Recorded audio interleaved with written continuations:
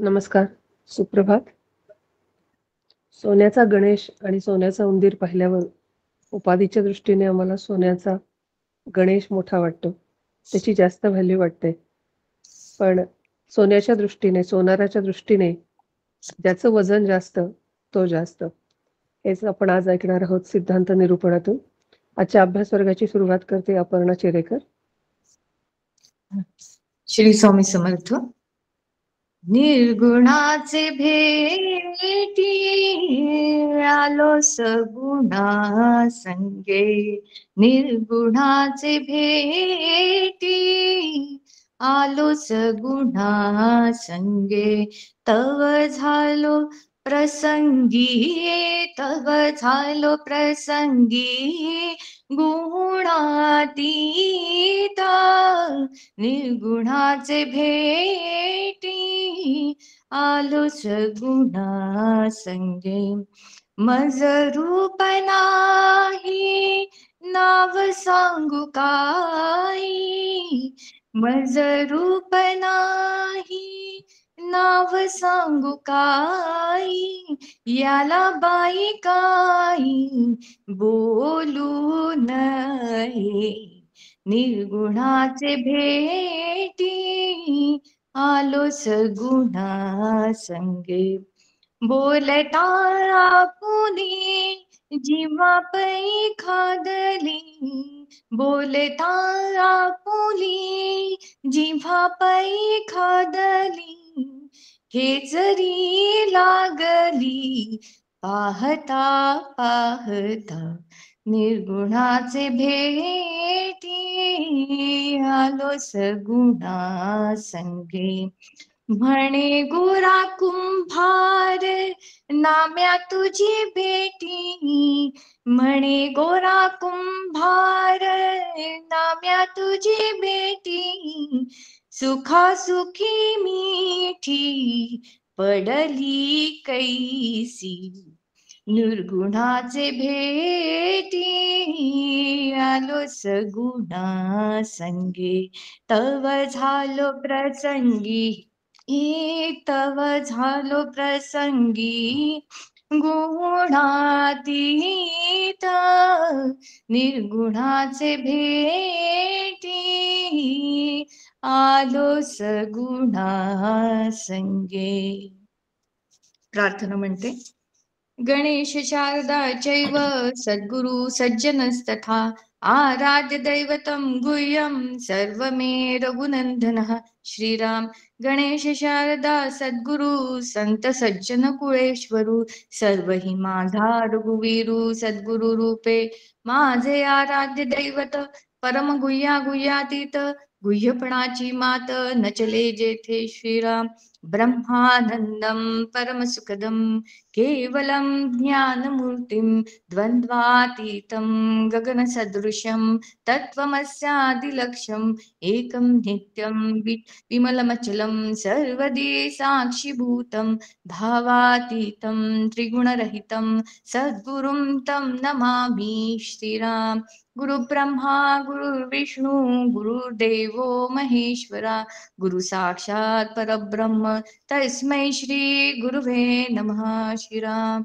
अनेन प्रियतां देवो भगवान जानकी पतिः, श्रीरामचंद्र पूर्वेशाम् अस्माकं कुलदैवतं. श्रीराम. शुका सारिखे पूर्ण वैराग्य ज्यांचे, वशिष्ठा परिज्ञान योगेश्वराचे, कवी वाल्मिका सारिखा मान्ययैसा, नमस्कार माझा सद्गुरु रामदासा, श्रोता वक्ता श्रीराम समर्था, जय जय रघुवीर समर्थ. श्रीराम.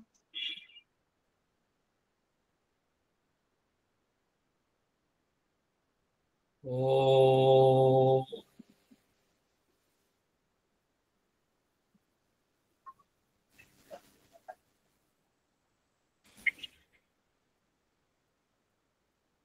ओम सहना भवतु, सहनौ भुनक्तु, सह वीर्यं करवावहै, तेजस्विनावधीतमस्तु मां विद्विषावहै. ओम शांति शांति शांति। सदाशिवसमारम्भां शङ्कराचार्यमध्यमाम् अस्मदाचार्यपर्यन्तां वन्दे गुरुपरम्पराम्। श्रुतिस्मृतिपुराणानाम् आलयं करुणालयं नमामि भगवत्पादं शङ्करं लोकशङ्करम्। शङ्करं शङ्कराचार्यं केशवं बादरायणं सूत्रभाष्यकृतौ वन्दे भगवन्तौ पुनः पुनः। ईश्वरो गुरुरात्मेति मूर्तिभेदविभागिनी व्योमवद्व्याप्तदेहाय दक्षिणामूर्तये नमः।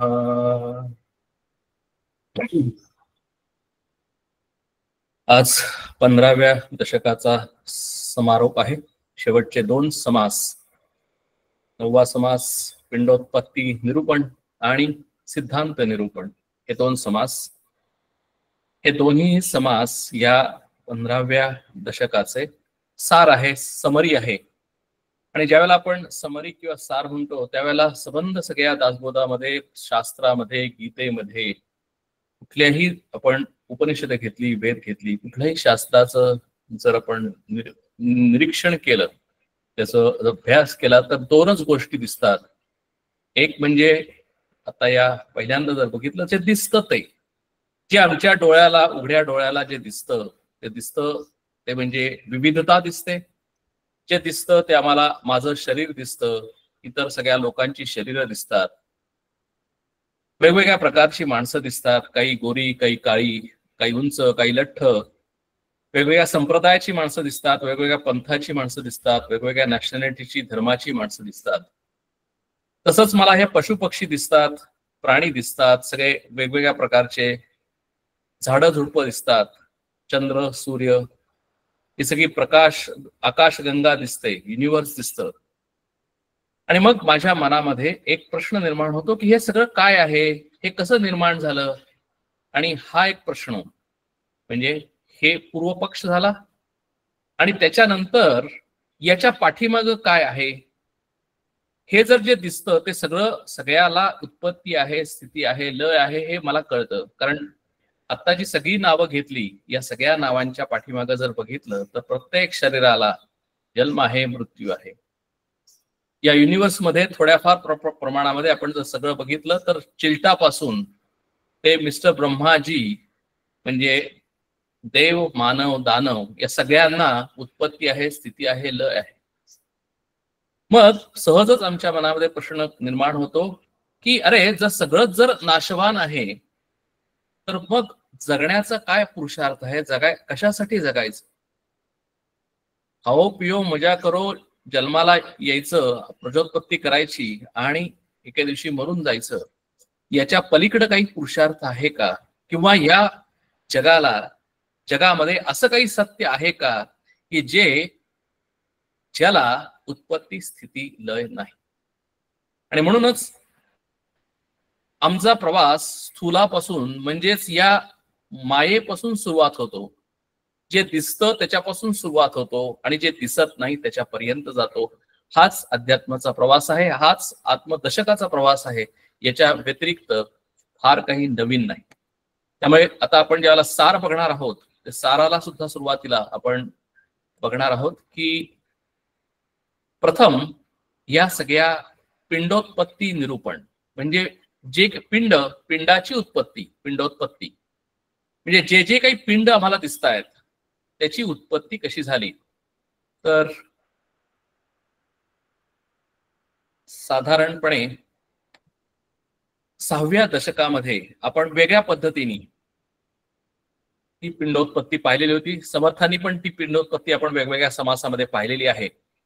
तर परत एकदा हे करण्यासाठी म्हणून थोडंसं ज्याला आपण पिक्टोरल रिप्रेझेंटेशन घेतो त्याला कळायला सोपं जातं, म्हणून तो 6व्या दशकामध्ये 6व्या समासामध्ये सृष्टी कथन हा जो आपण समास पाहिलेला होता, त्यावेळेला हे प्रेझेंटेशन किंवा ही आकृती आपल्या सगळ्यांबरोबर शेअर केलेली होती ती परत एकदा मी करतो आणि नंतर मग आपण समासाला सुरुवात करू.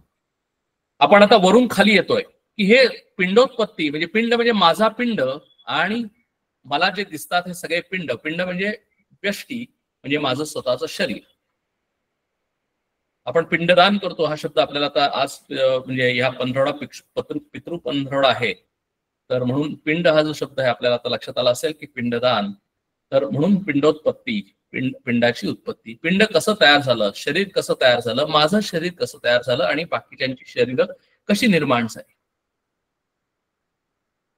आम्हाला वरून जर खाली जर आम्ही बघितलं तर सर्वात सुरुवातीला जो सिद्धांत आहे तो सिद्धांत एकच आम्हाला सांगतो की एकच एकम अद्वयम ब्रह्म.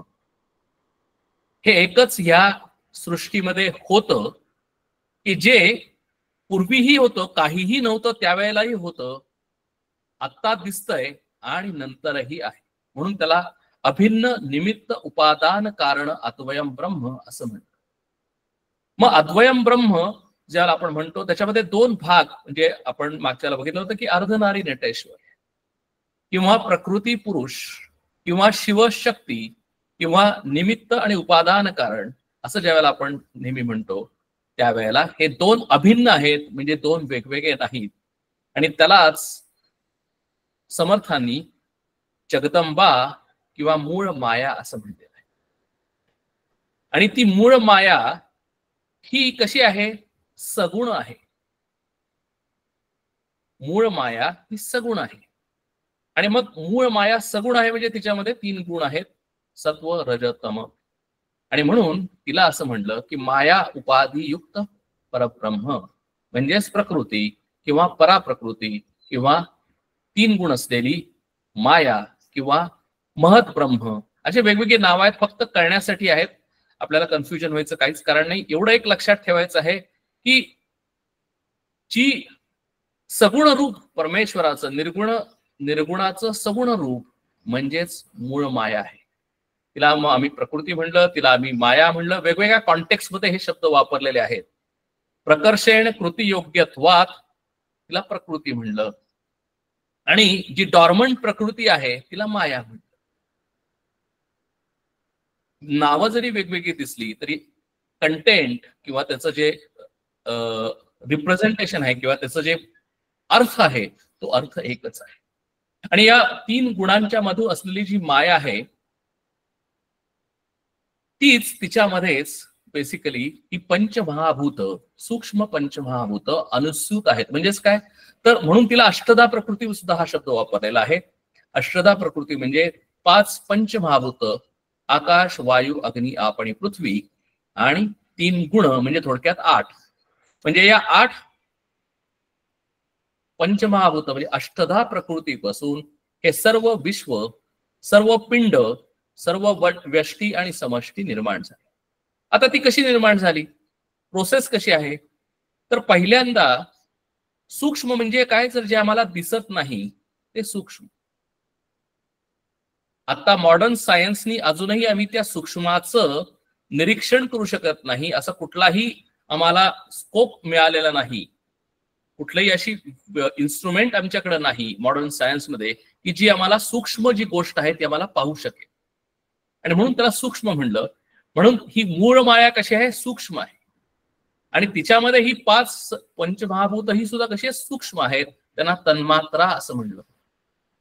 आता ही सृष्टीची प्रकृती कशी सृष्टीची निर्मिती कशी झाली तर आता स्टेप बाय स्टेप आपण जाऊया. 5 पंचमहाभूत आकाश वायू अग्नी आप आणि पृथ्वी आणि 3 गुण सत्व रज तम. आणि आता आपण सूक्ष्म बघतो म्हणजे सूक्ष्म पंचमहाभूत आणि 3 गुण याच्यापासून पहिल्यांदा काय होतं तर काय होतं तर पहिल्यांदा या पंचमहाभूतांच्या सूक्ष्म पंचमहाभूतांच्या सत्वगुणापासून म्हणजे सगळ्या पंचमहाभूतांचा फक्त सत्वगुण घ्यायचा आणि त्यांच्या एकत्रीकरणापासून अंतःकरण निर्माण झालं. आणि अंतःकरणामध्ये मन बुद्धी चित्त अहंकार आहेत आपल्याला सगळ्यांना माहिती आहे. तर ते जे अंतःकरण आहे ते फक्त ह्या सत्वगुणापासून निर्माण झालं.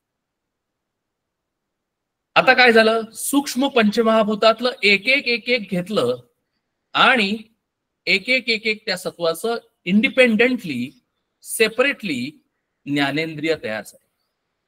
म्हणजे आकाशापासून कर्ण तयार झाला, वायूपासून त्वचा तयार झाली, अग्नीपासून चक्षु निर्माण झाला, आपपासून जिव्हा आणि पृथ्वीपासून नाक तयार झाले. म्हणजे कर्ण, त्वचा, चक्षु, जिव्हा आणि नाक ही जी ज्ञानेंद्रिय आहेत, ही ज्ञानेंद्रिय काय सूक्ष्म ज्ञानेंद्रिय आहेत. आता मी जे दाखवलं ही स्थूल ज्ञानेंद्रिय. आपलं आता काय चाललेलं आहे तर सूक्ष्म ज्ञानेंद्रिय. मग सूक्ष्म ज्ञानेंद्रिय म्हणजे काय तर ऍक्च्युअली मी या डोळ्यांनी पाहतो का तर या डोळ्यांनी फक्त मी बाहेरची जे काही प्रकाश आहे आणि प्रतिकृती आहे, प्रतिमा आहे, ती फक्त आत येते. पण ऍक्च्युअली त्याचं सेन्सेशन आत आम्हाला होतं. कुठे होतं तर ते अंतःकरणामध्ये होतं. किंवा आम्हाला सूक्ष्म कानाचा सुद्धा कान किंवा चक्षुचा सुद्धा चक्षु असं इथे आहे. म्हणून ही ज्ञानेंद्रिय सूक्ष्म ज्ञानेंद्रिय प्रत्येक पंचमहागुणाच्या सत्वगुणापासून झाली. त्याचं सत्वगुण का ते पण आपण लक्षात घेणार आहोत. आता काय केलं तर सूक्ष्म पंचमहाभूत घेतली 5 आणि त्यांचा रजोगुण घेतला. आणि त्या रजोगुणापासून काय निर्माण झालं वाक, म्हणजे जी मी बोलतो आउटपुट डिव्हायसेस. मगाशी ज्ञानेंद्रिय म्हणजे इनपुट डिव्हायसेस आणि आता आउटपुट डिव्हायसेस. म्हणजे वाक म्हणजे मी बोलतो ते आकाशापासून निर्माण झालं, म्हणजे आकाशाच्या रजोगुणापासून निर्माण झालं. वायू म्हणजे हात, म्हणजे वायू म्हणजे काय तर वायूच्या रजोगुणापासून हात तयार झाले. अग्नीच्या रजोगुणापासून पाय तयार झाले. आपच्या रजोगुणापासून उत्सर्जन संस्था निर्माण झाली आणि पृथ्वीच्या रजोगुणापासून जननेंद्रिय म्हणजे रिप्रोडक्टिव्ह सिस्टीम ते तयार झाले. म्हणजे थोडक्यात 5 इनपुट डिव्हायसेस आणि 5 आउटपुट डिव्हायसेस. ज्यावेळेला आपण ही सूक्ष्म ज्ञानेंद्रिय आणि सूक्ष्म कर्मेंद्रिय म्हणतो त्यावेळेला ह्या ज्ञानेंद्रियांची कर्मेंद्रियांची सूक्ष्म शक्ती हे लक्षात ठेवायचं, कारण ती सूक्ष्म आहे, आम्हाला दिसत नाही अजूनही. आणि पंचप्राण रजोगुणातून पंचप्राण निर्माण झाले, म्हणजे आकाश, वायू, अग्नी, आप आणि पृथ्वी यांच्या सेपरेट 5 ह्याच्यातून पंचप्राण निर्माण झाले. कुठले तर प्राण, अपान, व्यान, उदान, समान हे पंचप्राण निर्माण झाले. मग आता काय झालं तर सूक्ष्म पंचमहाभूतांपासून सत्वगुणापासून अंतःकरण निर्माण झालं, सत्वगुणांपासून ज्ञानेंद्रिय निर्माण झाली, रजोगुणांपासून कर्मेंद्रिय निर्माण झाली आणि रजोगुणापासूनच पंचप्राण निर्माण झाले. मग आता काय झालं तर या सगळ्यांचा संघात म्हणजे एक ग्रुप आहे. या सगळ्यांच्या ग्रुप मधून आमचं सूक्ष्म शरीर निर्माण झालं. म्हणून सूक्ष्म शरीर ज्यावेळेला आम्ही हा शब्द वापरतो त्यावेळेला पंच ज्ञानेंद्रिय प्लस पंच कर्मेंद्रिय प्लस पंच प्राण आणि मन, बुद्धी, चित्त, अहंकार म्हणजेच अंतःकरण असं सगळं मिळून जे तयार होतं 19. किंवा जर आपण मन आणि अहंकार असं जर केलं तर 17. अशा पद्धतीने जर जे हा जो संघात आहे, ग्रुप आहे, त्या सगळ्याला असं म्हणलेलं आहे की सूक्ष्म शरीर. मग ज्या वेळेला मी या शरीरातून निघून जातो, मनःष्ठानी इंद्रियाणी प्रकृती स्थानी कर्षती असं ज्यावेळेला भगवंत म्हणतात 15व्या अध्यायामध्ये, त्यावेळेला मी हे सूक्ष्म शरीर घेऊन या शरीरातून बाहेर पडतो. म्हणजे काय त्या सूक्ष्म शरीरामध्ये काय काय असतं तर पंच ज्ञानेंद्रिय असतात, म्हणजेच त्या सर्व ज्ञानेंद्रियांची शक्ती असते. कारण ज्या वेळेला मनुष्याचा मृत्यू होतो, शरीराचा मृत्यू होतो, शरीर तिथं पडलेलं दिसतंय, तिथंच आम्हाला हे कान दिसतात, तोंड दिसतं, त्वचा दिसतं, चक्षु दिसतात, जिव्हा दिसते, नाक दिसते. मग आम्ही काय बरोबर घेऊन जातो तर त्या ज्ञानेंद्रियांची त्या कर्मेंद्रियांची शक्ती घेऊन जातो. कशावरून तर विचार करायचा आहे की आपल्याला ज्यावेळेला जे कोणी डॉक्टर्स असतील, जर एखाद्या माणसाचा जर मृत्यू जवळ आला असेल तर पहिल्यांदा काय होतं तर त्या माणसाचे पाय गार पडायला लागतात आणि पायापासून त्या शरीराचं मरण चालू होतं. मग ते काय होतं तर पायातली शक्ती हळूहळू हळूहळू एकवटत येत ती माझ्या अंतःकरणामध्ये येते. हातातली शक्ती एकवटून येत अंतःकरणामध्ये येते, डोळ्यातली शक्ती अंतःकरणामध्ये येते, कानातली शक्ती, सगळ्या ज्ञानेंद्रिय आणि पंचेंद्रियातली शक्ती ही अंतःकरणामध्ये येते. आणि म्हणूनच अगदी मरणासन्न असलेला एखादी व्यक्ती असेल आणि जर मुलगा जवळ गेला आणि बाबा मी आलोय असं ज्यावेळेला शब्द उच्चारले जातात त्यावेळेला फक्त डोळ्याची थोडीशी हालचाल होते आणि त्याच्यातून आपल्याला कळतं की हा बाबांनी ऐकलं बरं का. याचं कारण काय की आता शक्ती कमी कमी कमी कमी होत चाललेली आहे, डोळे हलवता येत नाहीत आणि म्हणून आता ती प्रोसेस चालू झालेली आहे आणि फायनली सगळं ते अंतःकरणामध्ये येतं, सूक्ष्म शरीरामध्ये येतं आणि मनस्य स्थानी इंद्रिय आणि प्रकृती स्थानी कर्षति.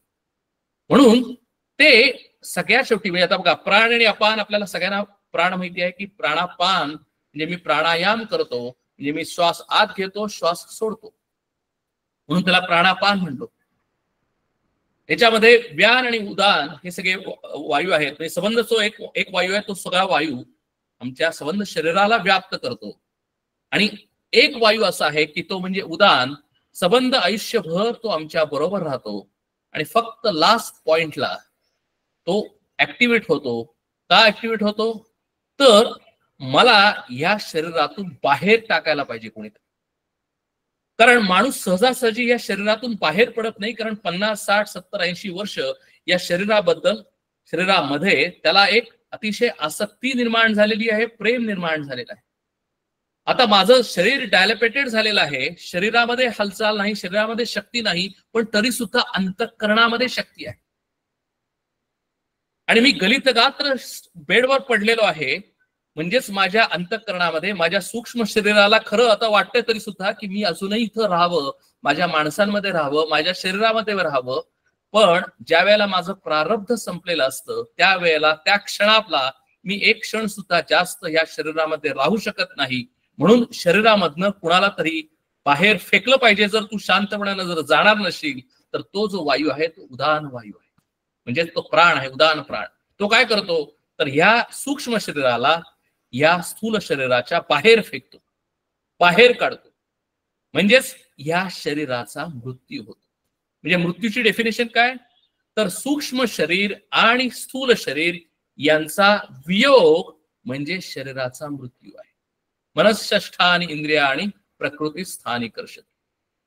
मग जन्म म्हणजे काय तर ज्या वेळेला स्थूल शरीराचा सूक्ष्म शरीराशी झालेलं संयोग म्हणजेच जन्म आहे. आता तो जन्म कुठं होतो उदरामध्ये.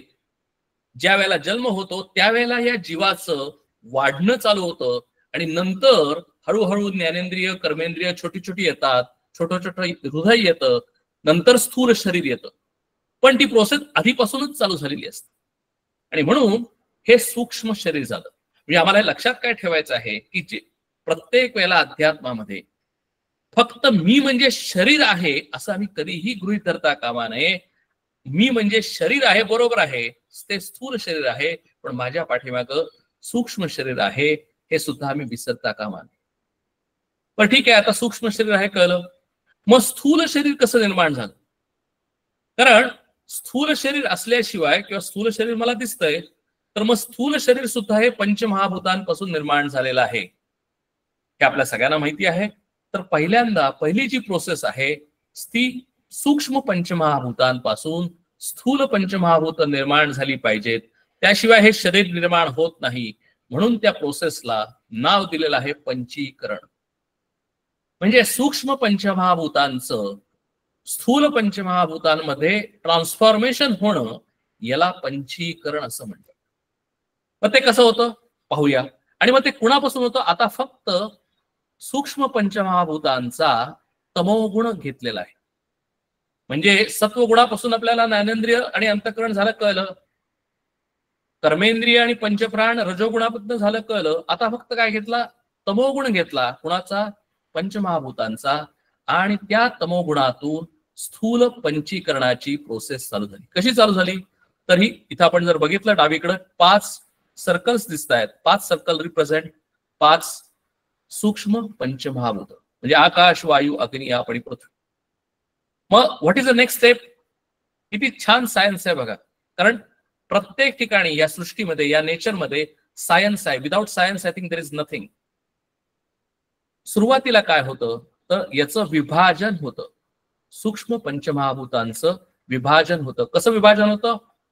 अर्ध अर्ध, हाफ हाफ, म्हणजे प्रत्येक पंचमहाभूत त्यांचा अर्धा भाग वेगळा होतो, म्हणजे त्यांच्यामध्ये हाफ झालं.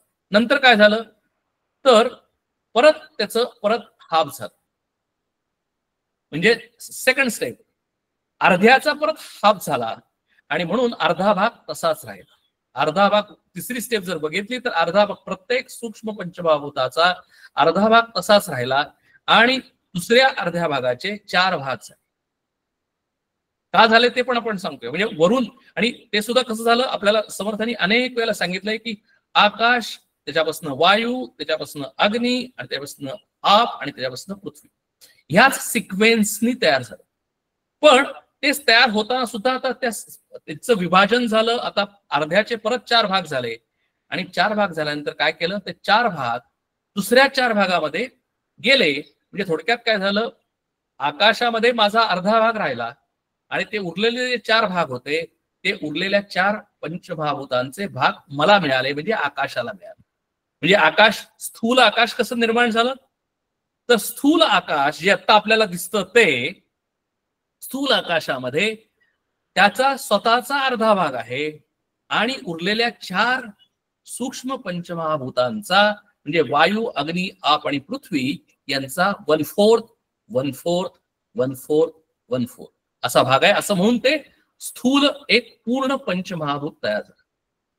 वायू, स्थूल वायू कसा तयार झाला, तर वायूचा स्वतःचा अर्धा भाग आणि उरलेल्या 4 पंचमहाभूतांचा 1/4, म्हणजे आकाश, अग्नी, आप आणि पृथ्वी यांचा 1/4 असं मिळून वायू तयार झाला.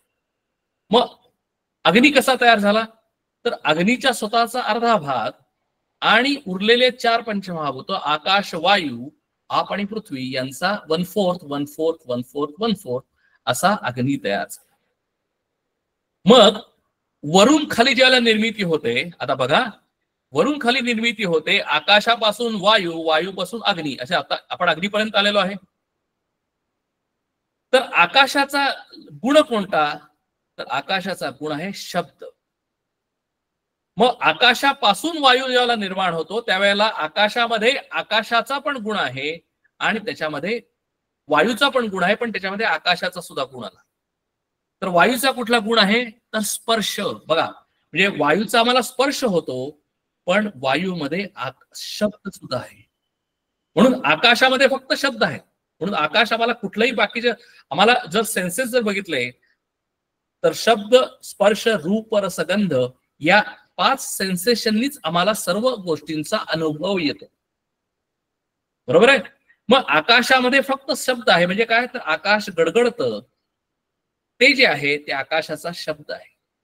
वायूचं लक्षण किंवा गुण काय आहे, तर शब्द आणि स्पर्श, म्हणजे वायूचा सुद्धा आवाज येतो आणि वायूचा स्पर्श होतो.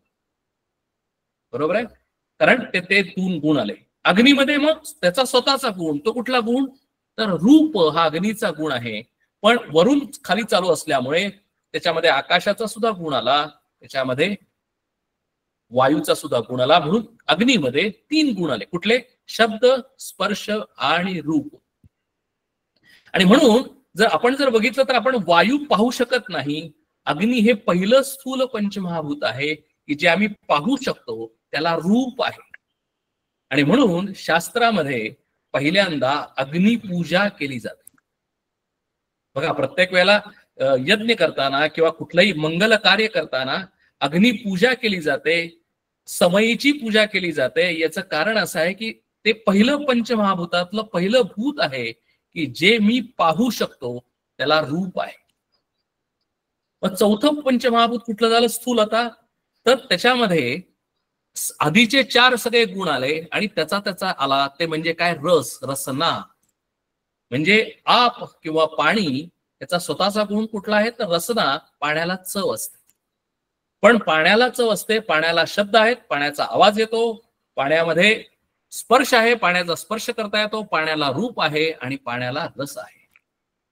आणि नंतर म्हणजे निर्माण कशी झाली, आकाश, वायू, अग्नी, आप आणि पृथ्वी या पद्धतीने त्यांची उत्पत्ती झाली, या पंचमहाभूतांची उत्पत्ती झाली.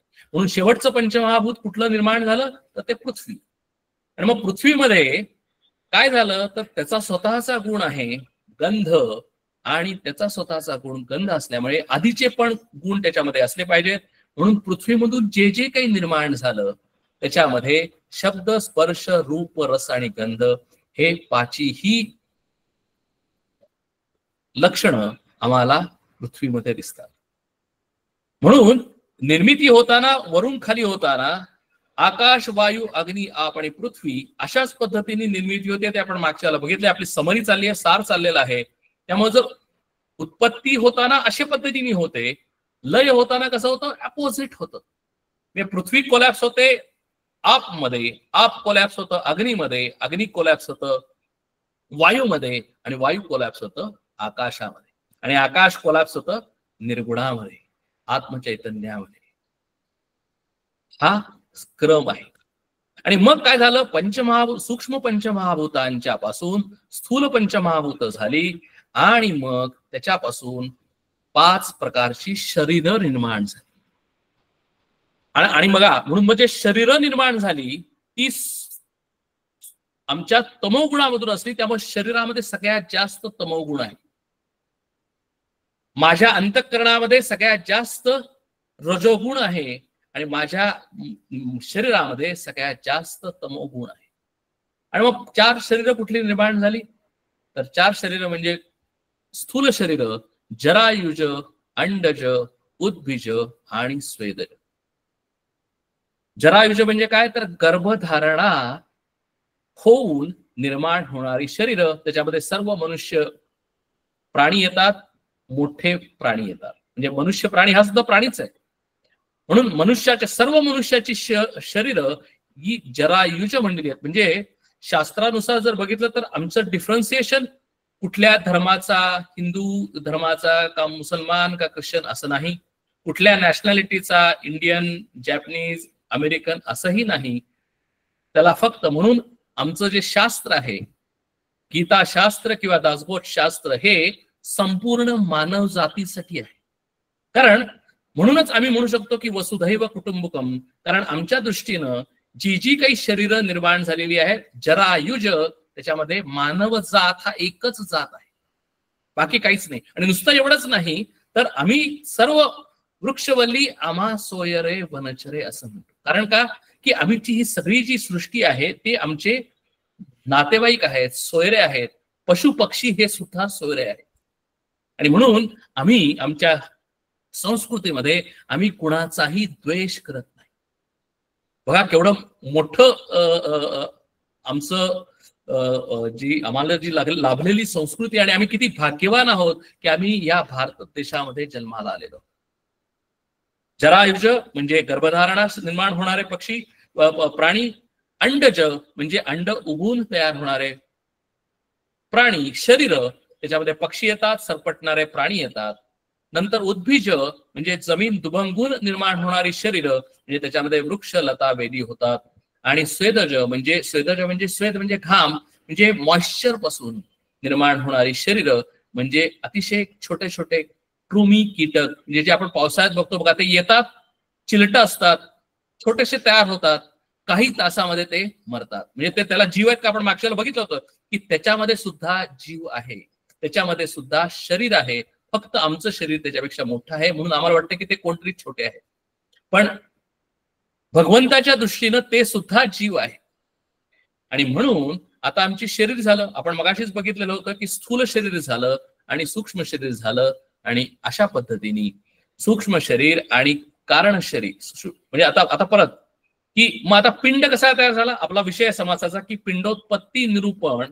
पिंड कसा तयार झाला, किंवा हा जीव कसा तयार झाला, किंवा ही व्यष्टी कशी तयार झाली, तर परत स्थूल शरीर प्लस सूक्ष्म शरीर प्लस कारण शरीर. म्हणजे स्थूल शरीरामध्ये ज्या वेळेला सूक्ष्म शरीर येतं, आणि सूक्ष्म शरीर आणि कारण शरीर दोन्हीही एकच आहेत, ते आपण नंतर पाहूया. कारण शरीर म्हणजे माझं अज्ञान, आणि कारण शरीरापासून मी निर्माण होतो. कारण शरीर मला सूक्ष्म शरीर करायला भाग पडतं, आणि सूक्ष्म शरीर मला स्थूल शरीर करायला भाग पडतं. कारण माझ्या ज्या काही इच्छा आहेत, माझ्या ज्या काही वासना आहेत, मला काहीतरी भोगायचं आहे, मला काहीतरी अकम्प्लिश करायचं आहे, या ज्या सगळ्या वासना आहेत त्या माझ्या अंतःकरणामध्ये आहेत, माझ्या सूक्ष्म शरीरामध्ये आहे. आणि मग सूक्ष्म शरीरामध्ये का आहेत, तर कुठंतरी त्याला स्टोअर केलं पाहिजे म्हणून त्या सूक्ष्म शरीरामध्ये आहेत. मग त्या का आहेत, जोपर्यंत त्या आहेत, का आहेत तोपर्यंत, जोपर्यंत, आता मी सिद्धांतही सांगून टाकतो, आपण सगळेजण अनेक दिवस अनेक वर्ष पाहतोय, सिद्धांत एकच आहे की मी कोण आहे हे मला कळलेलं नाही. सिद्धांत एकच आहे की मी स्वतः परब्रह्म परमात्मा स्वरूप आहे. हे ज्या वेळेला मला कळेल, ह्याचं ज्या वेळेला मला ज्ञान होईल, त्याच वेळेला कारण शरीर माझं नष्ट होईल किंवा निराश होईल. ज्या वेळेला, जोपर्यंत मला मी कोण आहे हे कळत नाही, हे मला अज्ञान आहे, तोपर्यंत माझं कारण शरीर, कारण का शरीर म्हणलं तर कारण शरीरामुळे सूक्ष्म शरीर निर्माण झालं, सूक्ष्म शरीरामुळे स्थूल शरीर निर्माण झालं. कारण माझ्या मनामध्ये, अंतःकरणामध्ये सूक्ष्म वासना असतील आणि मी सूक्ष्म वासना घेऊन मी जर शरीर सोडलं, स्थूल शरीर सोडलं, तर मला दुसरा जन्म घ्यायलाच पाहिजे. कारण वासना किंवा जर मला इच्छा माझ्या जर अकम्प्लिश करायच्या असतील, मला जर त्या भोगायच्या असतील, तर मला काहीतरी मीडियम पाहिजे आणि ते मीडियम म्हणजे इन्स्ट्रुमेंट पाहिजे. ते इन्स्ट्रुमेंट किंवा मीडियम म्हणजे माझं हे स्थूल शरीर आहे आणि स्थूल शरीरापासूनच मी सगळं भोगू शकतो. म्हणून कारण शरीरापासून सूक्ष्म शरीर, सूक्ष्म शरीरापासून स्थूल शरीर. म्हणून जीव कोण, तर जीव म्हणजे स्थूल शरीर अधिक सूक्ष्म शरीर प्लस कारण शरीर, हा म्हणजे झाला जीव, म्हणजेच तो झाला पिंड. त्याला व्यष्टी असंही नाव आहे. आणि मग मी सोडून जे काही सगळं स्थूल शरीर दिसतं ते झालं जगत. स्थूल शरीर म्हणजे विराट दर्शन. अर्जुनाला जे बघितलं, अर्जुनाने बघितलं ते या जगताचं विराट स्वरूप बघितलं, ते या विराटाचं दर्शन आहे, ते विराटाचं शरीर आहे. आणि विराटाचं म्हणजे त्या ब्रह्मांडाचं ते शरीर आहे. आणि ब्रह्मांडाचं मन म्हणजे ब्रह्मांडाचं सूक्ष्म शरीर म्हणजे सुद्धा ते जगताचं सूक्ष्म शरीर आहे. ते सूक्ष्म शरीर म्हणजे जगताचं मन आहे.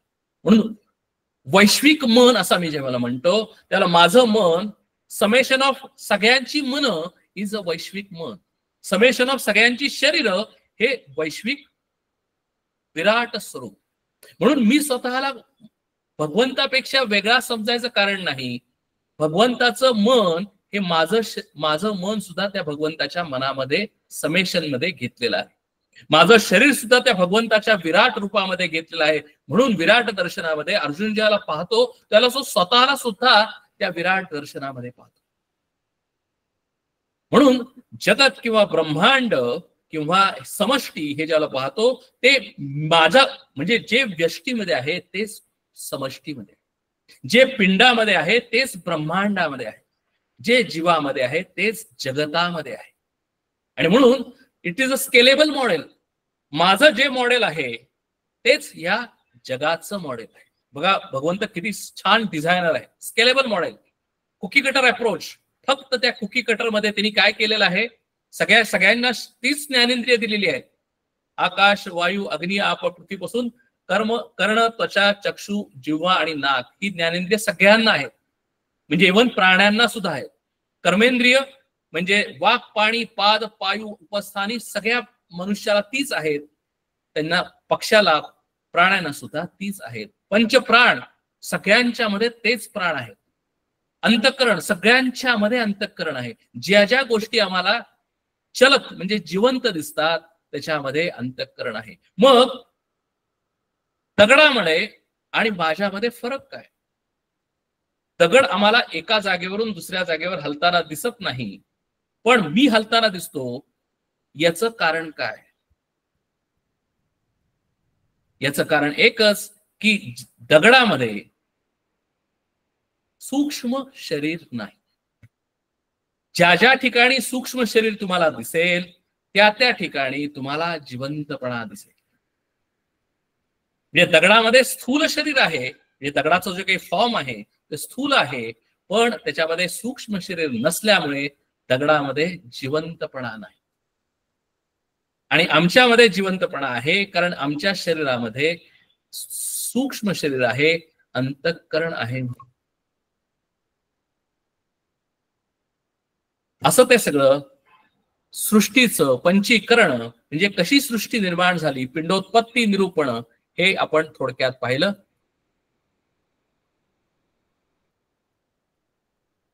एक मिनिट, माझा लॅपटॉप जरा हँग झालेला आहे. मी पहिल्यांदा ओके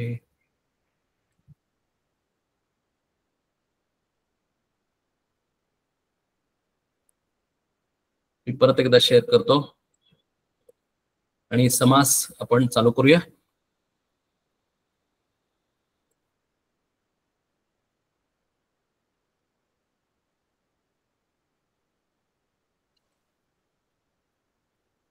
आता एवढा सगळी प्रस्तावना झाल्यानंतर आपल्याला समास खूप सोपा वाटेल. सगळं डोळ्यासमोर आणा. समास 9 पिंडोत्पत्ती निरूपण. श्रीराम. चौखाणीचे प्राणी असती, अवघे उदकची वाढती, ऐसे होते आणि जाती असंख्यात श्रीराम.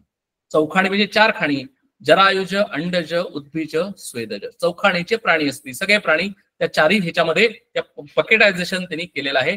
अवघे उदकची वाढती, समर्थांनी उदक म्हणजे खालचं भूत घेतलं आणि त्या उदकापासून सर्व प्राणी वाढतात असं मला सांगितलं. समर्थ पुढे तेही सांगणार आहेत की उदकाच्या वरती जे अग्नी आहे, वायू आहे आणि आकाश आहे त्याच्याबद्दल समर्थ नंतर सांगतील. पण उदकापासून समर्थांनी चालू केलं. तत्वाचे शरीर झाले, अंतरात्म्या सकट वळले, त्यांचे मूळ जो शोधिले ते उदक रूप असतात. म्हणून समर्थ म्हणतात त्यांचं मूळ काय आहे तर उदक रूप आहे. म्हणजे थोडक्यात आपण आकाश, वायू, अग्नी, आप आणि पृथ्वी ही जी पंचमहाभूत आहे त्याच्यामध्ये समर्थ आपपाशी थांबलेले आहेत. म्हणजे आपापासून सगळं तयार झालेलं असं समर्थ इथं म्हणतात. आणि नंतर समर्थ म्हणतील की ते आप सुद्धा आधीपासून निर्माण झालेलं आहे. ओके. शरदकाळीची शरीरे पिळो पिळो पिळो झिरपती नीरे, उभये रेते एकत्रे, मिळती मिसळती रक्ती श्रीराम. समर्थांनी याच्या पाठीमागचे जे आपण जे समास आहेत त्या समासामध्ये वृक्षाचं किंवा वेलीचं दृष्टांत घेतलेला होता आणि पाणी त्या वेलीमध्ये सगळं ओतप्रोत भरलेलं आहे, त्या वृक्षामध्ये ओतप्रोत भरलेलं आहे. म्हणून समर्थांनी इथे उदक हे भूत घेतलेलं आहे. उभये रेते एकत्रे, मिळती रक्ती श्रीराम. अन्नरस देहरस, रक्त रेते बांधे मुस, रसत्वये सावकाश वाढू लागे श्रीराम. वाढता वाढता वाढले, कोमळाचे कठीण झाले, पुढे उदक पैसावले, नाना अवयवी श्रीराम. म्हणून आता ते आपण जे म्हणलो होतो तेच की हळूहळू काय झालं तर उदक पैसावले म्हणजे हे सगळ्या पंचमहाभूतांपासून नाना अवयव तयार झाले. म्हणजे कुठले कुठले ज्ञानेंद्रिय, कर्मेंद्रिय, नाना पंचप्राण आणि सर्व स्थूल आणि शरीर, स्थूल आणि सूक्ष्म हे माझे अवयव. संपूर्ण होता बाहेरी पडे, भूमीस पडता मग ते रडे, अवघ्याचे अवघेच घडे, ऐसे आहे श्रीराम. आता समर्थ पुढे गेले की आपल्याला जे उत्पत्ती आहे ते तिथपर्यंत आले, तिथपर्यंत यायला पाहिजे ना, नाहीतर आपण म्हणणार की अरे नुसती शरीर कशी. तर म्हणून म्हणतात की संपूर्ण होता बाहेरी पडे. कुठून बाहेर पडे तर आईच्या उदरातून बाहेरी पडे. केव्हा बाहेरी पडे?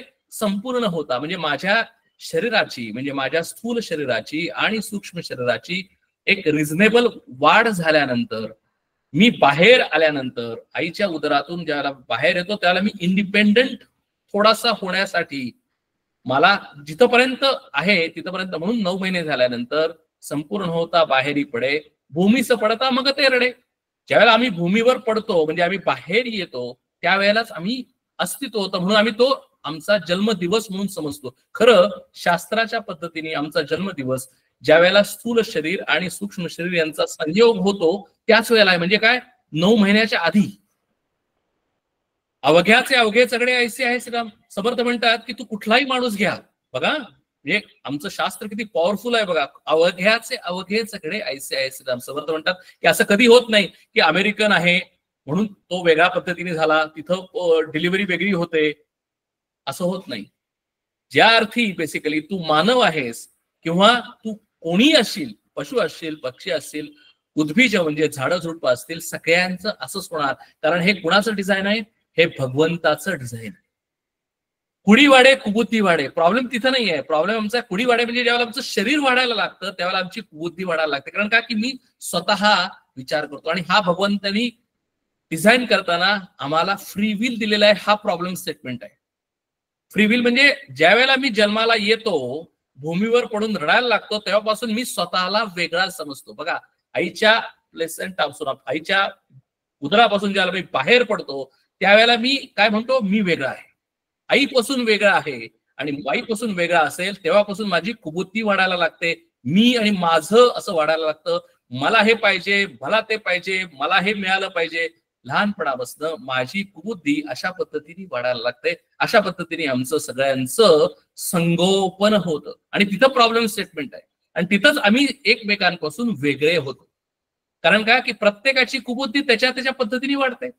आधी एक थोडीशी कुबुद्धी आम्ही घेऊन आलोय, म्हणजे आमचं अंतःकरण आम्ही घेऊन आलेलोच आहे मागच्या जन्मातून, आणि ह्या जन्मामध्ये सुद्धा आमच्या कर्मानी आम्ही आमची कुबुद्धीनी असं आम्ही सगळं वाढवतो. म्हणून ते असं म्हणतात की मुळापासून अवघे घडे, अवघेची मोडे आणि वाडे, देखत देखत असता. म्हणून हे वाढ आणि पडझड अशी चालूच असते. काही काही गळतं, काही वाढतं, म्हणजे it is a plus minus counter inside. कारण का की ते सगळे जे संस्कार आहेत ते माझ्या अंतःकरणामध्ये रुजू होतात. म्हणून मी नुसता येत त्या काउंटरमध्ये काहीतरी आहे आणि म्हणून ते भोगण्यासाठी मी इथं आलेलो आहे, पण तेवढंच मी भोगत नाही. मनुष्य जन्म घेतल्यामुळे मी अजून त्याच्यामध्ये ऍड करतो आणि म्हणून इथं म्हणलेलं आहे की ती कुबुद्धी असं म्हणलेलं आहे. पुढे अवघ्याचे शरीर दिवसेदिवस झाले थोर, सुचो लागला विचार काही काही श्रीराम. म्हणून असं ज्यावेळेला शरीर वाढत वाढत जातं, दिवस जातात, त्यावेळेला वेगवेगळे विचार आमच्या मनामध्ये येतात, वेगवेगळं आम्हाला भोगावं असं वाटतं. आणि पुढे म्हणतात की फळामध्ये बीज आले, तेणे न्याय तेथे झाले, ऐकता देखता उमजले सकळ काही श्रीराम. आम्हाला कळायला लागतं, आम्हाला एक्सपिरियन्स येतो, आम्हाला एक्सपोजर मिळतं. जसं जसं आम्ही मोठं होतो, पहिल्यांदा सुरुवातीला एक्सपोजर आमच्या घरातलं असतं. आई माझा गुरु, फक्त आई आणि वडील मला घडवत असतात. जसं जसं मी समाजामध्ये मिसळतो, तसं जसं मी मोठा होतो, तसं तसं मी माझ्या बुद्धीनं विचार करायला लागतो. मला एक्सपिरियन्स मिळतात, मला एक्सपोजर येतं आणि त्या पद्धतीने माझी बुद्धी अजून मी डेव्हलप करतो. कशासाठी? उपभोगासाठी, खाण्यासाठी, वेगवेगळ्या गोष्टी भोगण्यासाठी. बीजे उदके अंकुरती, उदक नुसता उडवून जाती, एके ठाई उदक माती होता बरे श्रीराम. दोहे मध्ये असती बीज, भिजवून अंकुर सहज, वाढता वाढता पुढे रिज उदंड आहे श्रीराम. समर्थाने उदाहरण दिलेलं आहे की नुसतं बीज आणि पाणी नुसतं चालत नाही, त्याला माती सुद्धा लागते. म्हणजे बीजामधून जर अंकुर जर फुटायचं असेल तर त्याला माती पाहिजे आणि पाणी पाहिजे, दोन घटक पाहिजेत. म्हणजे थोडक्यात काय की बीजाचा अंकुर होण्यासाठी आम्हाला हे दोन घटक लागतात. तसं मला हे शरीर आहे आणि अंतःकरण आहे. अंतःकरणामध्ये बीज आहे, त्याच्यातले सगळे जे विचार आहेत ते थॉट्स हळूहळू फुलण्यासाठी, त्याचं अंकुर मध्ये निर्माण होण्यासाठी आम्हाला एक एन्व्हिरॉन्मेंट लागतं. कसं? कंड्युसिव्ह एन्व्हिरॉन्मेंट लागतं. त्याच वेळेला ते माझे सगळे अंकुर निर्माण येतात. वाढता वाढता पुढे रिज उदंड आहे श्रीराम. इकडे मुळ्या धावा घेती, तिकडे अग्रे हेलावती, मुळे अग्र द्विधा होती बीजापासून श्रीराम. म्हणून तो सगळा वर्णन असं केलं की आता सगळं बीजापासून अंकुर फुटला, वेगवेगळे अग्र म्हणजे अंकुर फुटल्यानंतर खाली मुळ्या घेतात, मुळ्या वाढायला लागतात आणि वरती सगळं वृक्षाची वाढ होते. ती आपण मागच्या वेळेला पण बघितलेली आहे. मुळ्यात चाललेल्या पाताळी, अग्रे वाढत धावती अंतराळी, नाना पत्री पुष्पी फळी लगडली झाडे श्रीराम. आणि मग काय होतं तर वेगवेगळी पानं येतात, फळं येतात आणि सगळी झाडं भरून जातात. म्हणजे आम्ही जर मिड इयर असं मिड लाईफ म्हणलं, मिड लाईफला काय होतं? आमचं लग्न होतं, त्याच्यामध्ये मुलं बाळ होतात, नाना पत्री पुष्पी फळी लगडली झाडे श्रीराम. म्हणजे झाड म्हणजे आमचे वृक्ष, आमची जे हे म्हणतो की आपण हे नेहमी म्हणतो की कुलाचं मूळ काय आहे, किंवा आमच्या घरामध्ये कोण कोण आहे? भरगच्च म्हणजे भरपूर आजोबा, आजी, मुलं, मुली, सुना, नातू, पंतवंड, अशा पद्धतीने मोठं झाड लगडलेलं आहे. नाना पत्री पुष्पी फुळी लगडली झाले श्रीराम.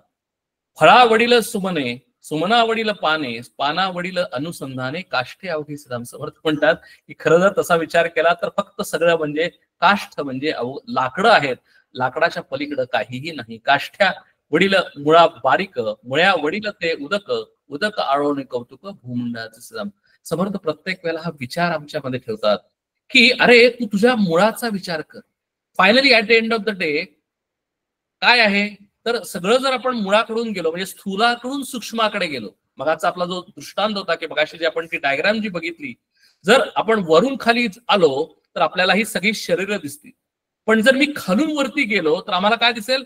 फक्त एकच दिसेल, आमच्यामध्येच ते आहे. आणि ते म्हणजे काय? तर अभिन्न निमित्त उपादान कारण अद्वयम ब्रह्म. म्हणजे मी कोण आहे तर मी अभिन्न निमित्त उपादान कारण अद्वय ब्रह्म आहे आणि माझ्यापासूनच हे सर्व निर्माण झालेलं आहे. म्हणजे थोडक्यात मी परब्रह्म आहे आणि माझ्यापासून हळूहळू हळूहळू हळू हे सर्व निर्माण झालेलं आहे. म्हणजे थोडक्यात मी म्हणजे परब्रह्म आहे हे जितकं खरं आहे तेवढं मी म्हणजे हे शरीर आहे तेही तितकंच खरं आहे. पण आम्हाला लक्षात काय ठेवायचंय, आम्ही लक्षात काय ठेवतो की मी शरीर आहे एवढंच लक्षात ठेवतो, मी परब्रह्म आहे विसरून जातो. आणि म्हणून आम्हाला दुःख निर्माण होतात, म्हणून आम्हाला वेगवेगळ्या वासना निर्माण होतात, हे भोगावं ते भोगावं असं आम्हाला वाटतं. म्हणून इथं आम्हाला सिद्धांत काय सांगितलाय, तर सिद्धांत म्हणजे एकच की मी परब्रह्म परमात्म स्वरूपच आहे. बाकीचा सगळा जो विस्तार आहे तो नंतर झालेला आहे. ऐसे आहे याची प्रचिती तेव्हा सकळ वडील जगती, जगती वडील मूर्ती आपो नारायणाची. बघा समर्थ हे म्हणतात की अरे हे कण आहे की आपो नारायण हा शब्द आपण ऐकला असेल, नर नारायण हा शब्द ऐकला असेल की हा नर देह नाही, हा आपो नारायण आहे. म्हणजे आप म्हणजे उदक समर्थांनी तिथे सांगितलंय की त्यापासून हा नारायण निर्माण झाले. म्हणून जगतामधला सगळ्यात नारायण कोण, आपो नारायण, आणि त्याच्यावरती जो आहे तो नारायण. म्हणजे अशा पद्धतीने समर्थांनी हे ओव्हरऑल समास हा बिल्ड केलेला आहे. तया आता बघा, आता आपो नारायण इथपर्यंत आलो होतं. म्हणजे मगाशी आपण कुठं चालू केलं, उदकापासून चालू केलेलं होतं, आप पासून चालू केलं होतं. आता सांगितलं की तया वडील अग्निदेव, म्हणजे आपाचे अग्नी वडील कोण, त्याच्यावरती कोण, अग्निदेव. अग्नि वडील वायो देव, वायो वडील स्वभाव अंतरात्म्याचा श्रीराम. सकळा वडील अंतरात्मा, त्यासी नेणे तो दुरात्मा, दुरात्मा म्हणजे दुरी आत्मा, अंतरला तया श्रीराम. म्हणजे काय सांगितलं, सगळ्यांच्या वरती कोण आहे, तर तो अंतरात्मा आहे. आणि जर त्याला जर तुम्ही जाणलं नाही, बघा, त्यासी नेणे तो दुरात्मा, जो त्या अंतरात्म्याला जाणत नाही तो कोण आहे, तर तो दुरात्मा आहे. दुरात्मा आहे म्हणजे काय, तर दुरात्मा म्हणजे दुरी आत्मा, म्हणजे जो आत्म्यापासून दूर आहे. आणि म्हणजेच तो आत्म्याला मानत नाही, आत्मा त्याला काय आहे हे माहिती नाही, आत्म्याचं स्वरूप माहिती नाही. म्हणून आत्म्याला त्याला का निवडावं, तो आत्मा सुद्धा त्याला निवडत नाही. म्हणून समर्थ म्हणतात की अंतराला काय श्रीराम, जवळी असूनही चुकले, प्रत्ययास नाही सोकले, उगेच आले आणि केले देवाच करीता श्रीराम. म्हणून सकळ वडील देव, त्यासी होता अनन्य भाव, मग हे प्रकृतीचा स्वभाव पालटो लागे श्रीराम. म्हणून समर्थ म्हणतात की अरे आमचा पुरुषार्थ एकच आहे की जर आम्ही त्या अंतरात्म्याला जाणलं नाही तर आम्ही इथं येऊन फक्त प्राण्यांप्रमाणे फक्त आम्ही आलो, उत्पत्ती झाली, प्रजोत्पत्ती केली की जी आम्हाला त्यासाठी वेगळं काही करायला लागत नाही. खाल्लं पिल्लं, कारण ते सुद्धा शरीराचे भोग आहेत, ते आम्हाला भोगायलाच लागतात. आणि आम्ही मरून गेलो, आम्ही त्याचा काहीही उपयोग करून घेतला नाही. पुढे म्हणतात की म्हणून करी आपुला व्यासंग, कदापि नव्हे ध्यानभंग, बोलणे चालणे वेग, पडोच ने दिसी राम. जे वडिली निर्माण केले ते पाहिजे पाहिले, काय काय काय वडिली केले, किती पाहावे श्रीराम. म्हणून वडिलांनी जे जे काही निर्माण केलेलं आहे, वडिलांनी म्हणजे कुणी, माझ्या आईनी, माझ्या आईनी म्हणजे कुणी, माझ्या मूळ मायेनी, म्हणजेच प्रकृतीनी, म्हणजेच जगदंबेनी, म्हणजेच मायेनी जे जे काही निर्माण केलं ते मला पाहिलं पाहिजे. आणि तिनं काय किती विविधता निर्माण केली आहे, म्हणजे जगदंबा आमची किती क्रिएटिव्ह असली पाहिजे. फक्त 5 आणि 3 8 गोष्टींपासून तिने इतकी वेगवेगळी शरीरं, इतके वेगवेगळी विविधता निर्माण केलेली आहे. आणि मग काय, तो वडील जेथे चेतला, तोची भाग्य पुरुष झाला, अल्प चेतने तयाला, अल्पभाग्य श्रीराम. तया नारायणेला मनी, अखंड आठवावे ध्यानी, मग ते लक्ष्मी तयापासून जाईल कोठे श्रीराम. म्हणून समर्थांनी आम्हाला युक्ती सांगितली आहे की आम्हाला सगळ्यांना लक्ष्मी म्हणजे पाहिजे. लक्ष्मी पाहिजे म्हणजे काय, तर ती महामाया पाहिजे. म्हणजे लक्ष्मी म्हणजे काय की त्याच्यामध्ये कीर्ती आली, त्याच्यामध्ये यश आलं, त्याच्यामध्ये संपत्ती आली. या सगळं आम्हाला या शरीरामध्ये असताना पाहिजे आहे.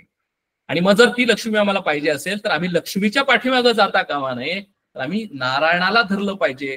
म्हणजेच नारायणाला म्हणजे कोण, तर निर्गुण निराकार जो नारायण आहे त्याला धरल्यानंतर, कारण का की तो सर्वे सर्व आहे. बघा, ही जर रूट, हाच सिद्धांत आहे. म्हणून आम्ही जर त्याला अखंड आठवावे ध्यानी असं जर केलं तर लक्ष्मी ऑटोमॅटिकली, आपण जर चित्र जर बघितलं तर शांताकारं भुजगशयनं पद्मनाभं सुरेशं विश्वाधारम गगनसदृशम मेघवर्णम शुभांगम लक्ष्मीकांतम. तो लक्ष्मीकांत आहे. आणि म्हणून आम्ही त्या लक्ष्मीकांताला जर धरलं तर लक्ष्मी तयापासून जाईल कोठे सदा. नारायण असे विश्वी त्याची पूजा करीत जावी, या कारणावे तोषवावी कोणीतरी काया सदा. म्हणून काया वाचा मने आम्ही त्या नारायणाची सेवा करावी. का करावी तर तो वडील आहे म्हणून. का करावी बघा, आता सध्या पक्ष पंधरवडा आहे. आम्ही आमचे सगळे जे पितर आहेत त्यांना आम्ही तर्पण देतो, त्यांचं आम्ही स्मरण करतो. का करतो तर त्यांच्यामुळे आम्हाला हे शरीर मिळालेलं आहे. त्यांच्यामुळे आम्हाला या शरीरामध्ये येऊन काहीतरी पुरुषार्थ करण्यासाठी आम्हाला हे शरीर आम्हाला मिळालेलं आहे. म्हणून आम्ही त्यांचं स्मरण ठेवणं आवश्यक आहे. आता आमचे पितर जर आपण जर पुढे पुढे वरती वरती वरती गेलो तर शेवटी आम्ही कुठं जातो, आम्ही त्या नारायणापर्यंत जातो. आणि म्हणून त्या नारायणाची पूजा आम्ही नेहमी करत जावी, कारण तोच आमचा वडील आहे, तोच आमचा पिता आहे, तोच आमचा सखा आहे, तोच आमचा बंधू आहे. सर्व काही तोच आहे. नारायण असे विश्वी त्याची पूजा करीत जावी, या कारणावे तोषवावी कोणीतरी कायासराम. उपासना शोधून पाहिली ते विश्व पाळीती झाली, न कळे लीला परीक्षिती नवचे कोणासे राम. देवाची लीला देवे विण आणिक दुसरा पाहे कोण, पाहणे आपण तितुके आपण देवची असे श्रीराम. उपासना उपासना उपासना म्हणजे काय, निष्काम कर्मयोग. निष्काम कर्मयोग म्हणजे काय तर खरोखर हे जे सृष्टीचं माझं जे तयार केलेलं आहे, उत्पत्ती आणि स्थिती आणि लय हे तयार केलेलं आहे, डिझाईन कसं आहे हे डिझाईन पाहावं, म्हणजेच त्या देवाचं स्मरण करावं, म्हणजेच त्या देवाच्या मॅनिफेस्टेशन, देवाचं मॅनिफेस्टेशन कसं केलेलं आहे देवानी, त्याच्यावर उपासना करावी, म्हणजे त्याचं स्मरण करावं, म्हणजेच त्याचे गुण गावेत, त्याचे यश गावेत, आणि त्याची ती करणं म्हणजेच उपासना आहे. या कारणे ठाई ठाई रामे आटोपिले श्रीराम. ऐसी माझी उपासना अनिता नवे अनुमाना नेऊन घाली निरंजना पहिलीकडे श्रीराम. देवा करता कर्मे चालती, देवा करता उपासक होती, देवा करता ज्ञानी होती कित्येक श्रीराम. नाना शास्त्रे नाना मते देवची बोलीला समजते, नेमका नेमक वस्ता व्यस्ते कर्मानुसार श्रीराम. देवास अवघे करावे लागे, त्यास घेऊ नये तितुके घ्यावे, अधिकारासारखे चालावे म्हणजे परी श्रीराम. आवाहन विसर्जन ऐसेच बोलेले विधान, पूर्वपक्ष झाला येथून सिद्धांत पुढे श्रीराम. वेदांत सिद्धांत धादांत प्रचित प्रमाण नेमस्त, पंचीकरण सांडून हित वाक्यार्थ पावा श्रीराम. म्हणून समर्थांनी इथे करताना शेवट करताना शब्द वापरला आहे पंचीकरण. पंचीकरण म्हणजे आता जे आपण बघितलं ते पंचीकरण सांडून हित वाक्यार्थ पाहावा श्रीराम. आता बघा, आता इथं समर्थ म्हणतात की पंचीकरण सांडून हित वाक्यार्थ पाहावा श्रीराम. अतिशय काळजी करू काय का, जोपर्यंत मला सूक्ष्म कळत नाही, जोपर्यंत माझी बुद्धी निर्गुण निराकार परब्रह्म परमात्मा आकलन करून घेऊ शकत नाही, ते सूक्ष्मातिसूक्ष्म रूप मला समजू शकत नाही, मला कळू शकत नाही, I cannot appreciate, I cannot imagine, I cannot think, तोपर्यंत माझ्या मनामध्ये विचार येतो की अरे ही सृष्टी कशी निर्माण झाली, मी कसा निर्माण झालो. आणि म्हणून आम्हाला साधनेसाठी ते पंचीकरण सांगितलेलं आहे. वरून खाली कसं कसं कसं सूक्ष्मापासून स्थूलापासून शरीर, सूक्ष्म शरीर, स्थूल शरीर, सूक्ष्म शरीर कसं आम्हाला ते सांगितलेलं आहे. समर्थ म्हणतात तो कोण आहे, हा पिंडोत्पत्ती निरूपण आहे. मग सिद्धांत काय आहे, सिद्धांत एकच आहे की आता ते पंचीकरण सगळं लक्षात घ्या आणि आता पंचीकरण टाकून द्या, पंचीकरण सोडून द्या. का सोडून द्या, पंचीकरण सोडून द्या म्हणजे याचाच अर्थ आहे की पंचीकरणाचं जे महत्व आहे, म्हणजेच या प्रकृतीचं महत्व, म्हणजेच मायेचं महत्व, म्हणजेच लक्ष्मीचं महत्व, जे जे काही सगळं जे आहे ते आमच्या मनातून काढून टाका. म्हणजेच आता महत्व कोणाला द्या, फक्त सिद्धांताला द्या. आणि सिद्धांत म्हणजे एकच आहे आणि तो म्हणजे परब्रह्म निर्गुण निराकार परमात्मा. तोच सिद्धांत आहे, तेच माझं मूळ आहे. ते कधीही येत नाही, जात नाही, त्याला उत्पत्ती नाही, स्थिती नाही, लय नाही. अशा ज्या परब्रह्म परमात्मा जे सचित आनंद आहे त्याच्याकडे लक्ष द्या. म्हणून पंचीकरण सांडून हित वाक्यार्थ पाहावा श्रीराम. म्हणून समर्थ म्हणतात की आता या ठिकाणी काय करा, तर हे समजण्यासाठी आम्ही पंचीकरण बघितलं. आता काय करा की त्याच्यातच रमू नका, त्याच्यातच त्याचं रिव्हिजन करू नका. काय करा, खालून वरती जावा, वरून खाली आला समजलं, आता त्याच शरीरात असताना खालून वरती जावा आणि कुठं स्थिर व्हा, तर त्या सिद्धांत सांडून, सिद्धांत पाहून, वाक्यार्थ पाहून ते एकच ब्रह्म आहे, एकच जे मूळ आहे तिथं स्थिर व्हा. म्हणजे माझ्या मनामध्ये दुसरे कोणतेही विचार आणू नका. एकच एक विचार म्हणजे तो आत्मविचार, भगवंताचा विचार, निर्गुण आणि सगुण परमात्म्याचा विचार. इति श्री दासबोधे गुरुशिष्य संवादे पिंडोत्पत्ती निरूपण नाम समास 9वा, समास 10वा सिद्धांत निरूपण. आता सिद्धांत सांगतात. आता सगळं जे आहे, आता पिंडोत्पत्ती झाली, निरूपण ऐकलं, उत्पत्ती स्थिती लय ऐकलं, आता काय फक्त एकच एक सिद्धांत. आणि तो सिद्धांत म्हणजे आत्मरूप, आत्मस्वरूप आणि जे सच्चित आनंद स्वरूप आहे त्याच्याबद्दलच आता वर्णन होणार आहे. गगनी अवघेची होत जाते, गगना तैसे तगे नाते, निश्चयी चंचल नानाते, येण्याची न्याय स्ना. अंधार दाटला बळे, वाटे गगन झाले काळे, रवी किरण ते पिवळे, सवयची वाटे श्रीराम.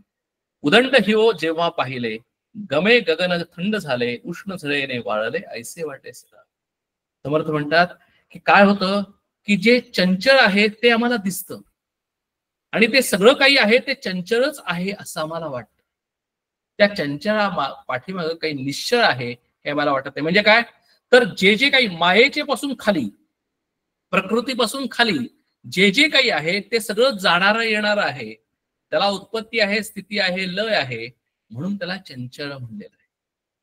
आणि मायेच्या वरती एकच जो परब्रह्म परमात्मा, तो निश्चळ आहे, तो आम्हाला दिसत नाही. निश्चळ आणि चंचळ दोन ऑपोजिट वर्ड्स आहेत. आणि म्हणून इथे समर्थ म्हणतात की अंधार दृष्टांत देतात की अंधारा दाटाला बळे, वाटे गगन झाले काळे, रवी किरण ते पिवळे, सवयची वाटे श्रीराम. म्हणजे जर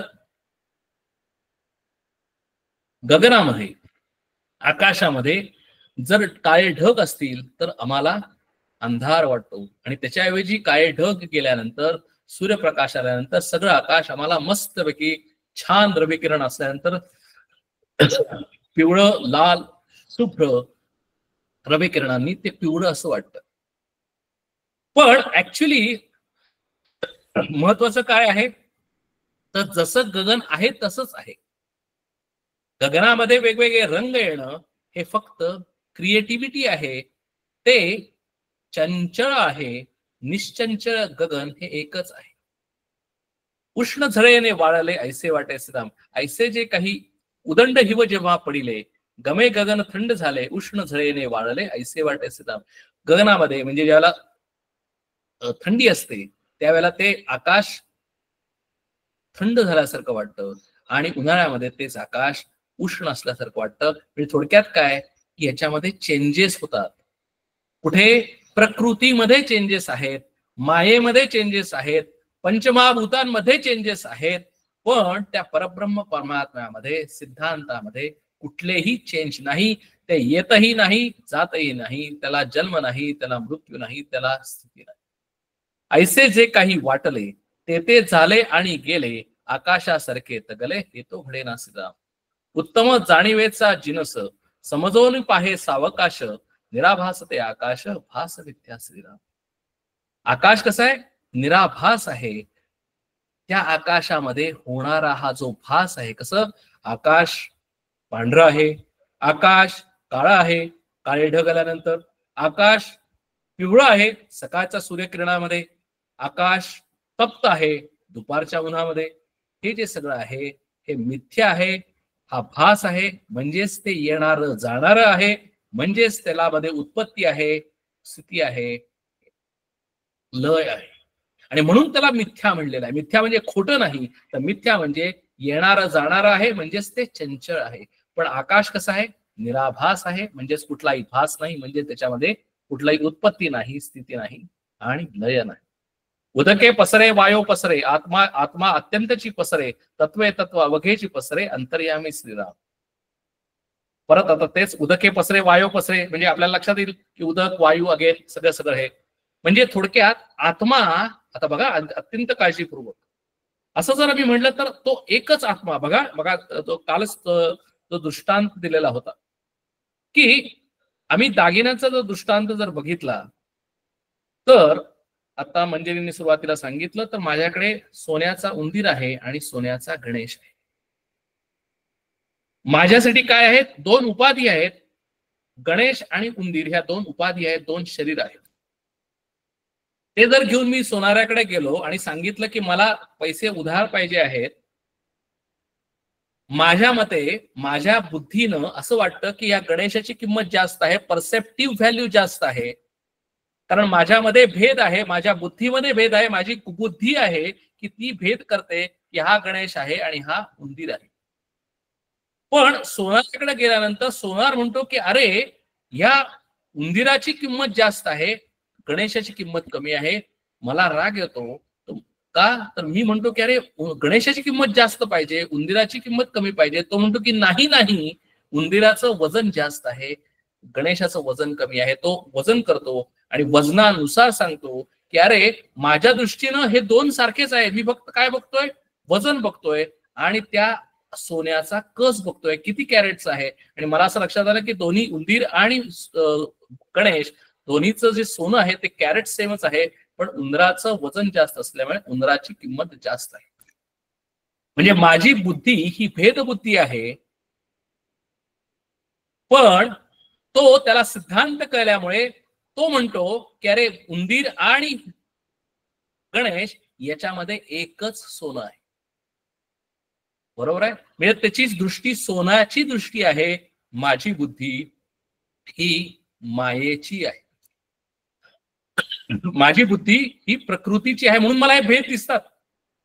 बघा, स्थूल शरीर, सूक्ष्म शरीर, कारण शरीर, उद्भिज, अंडज, स्वेदज, ही जी सगळी शरीर आहेत ही भेदयुक्त आहेत, ही वेगवेगळी आहेत. आणि माझी शरीर, माझी बुद्धी ही सगळे शरीर वेगवेगळी पाहतो. जसा सोन्याचा उंदीर आणि सोन्याचा गणेश दोन वेगवेगळे आहेत तसं, पण सोनार काय म्हणतो की मी फक्त त्यात सोनं पाहतो, म्हणून त्याची बुद्धी ही सोनाराची बुद्धी आहे, म्हणजेच त्याची ज्ञानाची बुद्धी आहे. म्हणून आम्हाला काय करायचंय?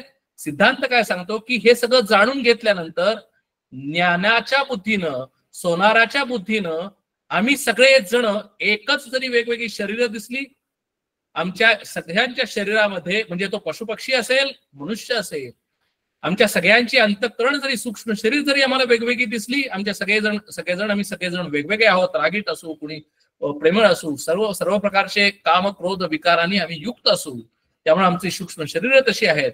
ही सगळी भेदबुद्धी झाली. मग सोनाराची दृष्टी काय? तर खालून वर गेल्यानंतर एकच एक मूळ, म्हणजे आम्ही एकच ठिकाणावरून आलेलो आहोत आणि विविधतेतून एकता. आणि एकता कुठे आहे? तर परब्रह्म परमात्म्यापासून आम्ही तयार झाल्यामुळं, एकाच परब्रह्म परमात्म्यापासून आम्ही, आमचं मूळ असल्यामुळे आम्ही एकच आहोत. ही सोन्याची दृष्टी आहे. बरोबर आहे? आणि आता अजून एक काळजीपूर्वक मी स्टेटमेंट करतो की आता जर मी त्या सोनाराला सांगितलं की मला आता गणेश द्या, उंदीर द्या आणि त्यातलं सोनं जे आहे त्यातलं काढून द्या, काढता येईल?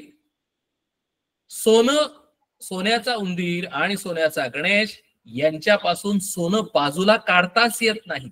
बघा काळजीपूर्वक, म्हणजे ते सोनं त्याच्यामध्ये अनुस्यूत आहे, सोन्यापासूनच ते तयार झालेलं आहे. तसंच मला परब्रह्म परमात्म्यापासून वेगळं काढता येईल का?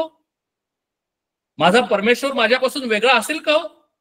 जरी मी देवळात जातो, जरी मी वेगवेगळ्या ठिकाणी पूजा करतो, तीर्थक्षेत्राला जातो आणि म्हणतो की तिथं देव आहे, अहो तो देव सुद्धा माझ्यामध्ये अनुस्यूत आहे. कसा?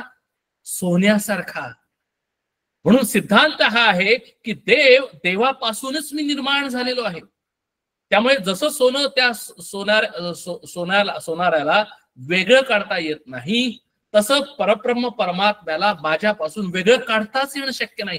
तो माझ्या आतच. म्हणून व्योमवत व्याप्त देहाय दक्षिणामूर्तये नमः. व्योमवत म्हणजे आकाशाप्रमाणे माझ्या संबंध सगळ्या देहामध्ये, स्थूल शरीरामध्ये, सूक्ष्म शरीरामध्ये तो ओतप्रोत भरलेला आहे. आणि तो म्हणजे माझा परब्रह्म निर्गुण निराकार परब्रह्म परमात्मा म्हणजे एनर्जी आहे. त्यामुळे तो मला वेगळं काढू शकत नाही. आणि म्हणून इथे म्हणतात की उदके पसरे वायो पसरे आत्मा अंत्यत्तची पसरे. आत्मा सगळीकडे पसरतोय. खरं तसं बघायला गेलं तर, म्हणजे तसं बघायला गेलं तर परब्रह्म परमात्म्यानंच आमची सगळी ही शरीरं निर्माण केलेली आहेत. म्हणजे काय की तोच आमच्या मधून मॅनिफेस्ट झालेला आहे. सहस्त्र शीर्षा पुरुष हा सहस्त्राक्ष सहस्त्रपाद. म्हणजे आम्ही वेगवेगळी माणसं नाही आहोत. आम्हाला दिसतात ते वेगवेगळे पशुपक्षी वेगवेगळे नाहीत. का तर काय आहे, तो परब्रह्म परमात्मा आमच्या शरीरामधून मॅनिफेस्ट झालेला आहे. सगळ्यांच्या शरीरातून आम्हाला जी माणसं दिसतात त्यांच्यातून परब्रह्म परमात्मा मॅनिफेस्ट झालेला आहे. तो आमच्या ज्ञानेंद्रियातून हे सगळं जग पाहतो आहे. आमच्या कर्मेंद्रियातून आमच्याकडून सर्व कर्म करून घेतो आहे. आमच्या सूक्ष्म अंतःकरणातून सर्व काही उपभोगतो आहे. आणि म्हणून त्याला म्हटलंय की तोच उपभोगणार आहे, तोच भोगता आणि तोच करता आहे. बघा, म्हणजे परमात्म्याशिवाय काहीच नाही. आता मग सगळं कोलॅप्स करा, सर्व खालून वरती जावा, सर्व शरीर कोलॅप्स झाली, खालून वरती जावा, सर्व स्थूल कोलॅप्स झालं, परत सर्व पंचमहाभूत कोलॅप्स झाली, नंतर काय झालं, माया कोलॅप्स झाली. आणि माया कोलॅप्स झाल्यानंतर फक्त एकच राहिलं आणि ते म्हणजे परब्रह्म परमात्मा स्वरूप झालं. जसं ते ब्रह्मांडाला होतं तसं मला लावा. मला शरीर दिसतंय, कोलॅप्स करा. कोलॅप्स म्हणजे काय, माझी ज्ञानेंद्रिय कर्मेंद्रिय सगळी कोलॅप्स झाली. बघा, म्हणजे काय झालं, माझं स्थूल शरीर कोलॅप्स झालं, म्हणजे स्थूल शरीर गेलं. आता काय झालं, मी सूक्ष्म शरीरामध्ये आलो, सूक्ष्म शरीर कोलॅप्स झालं. आणि कोलॅप्स झाल्यानंतर काय झालं तर मी स्वतः सूक्ष्म पंचमहाभूतामध्ये आलो, तेही कोलॅप्स केलं. आकाश खालून वरती, पृथ्वीपासून आप पासून अग्नी, अग्नीपासून वायू, वायूपासून आकाश आणि आकाश कोलॅप्स झाल्यानंतर मी स्वतः परब्रह्म परमात्मा स्वरूप आहे. आणि म्हणून अंतरी एवघेच कळते. काय करायचं, अध्यात्म म्हणजे काय, तर अंतरी एवढंच कळतं. एवढंच आम्हाला कळतं की अरे ब्रह्म सत्यम जगन मिथ्या जीवो ब्रह्मैव नापरा.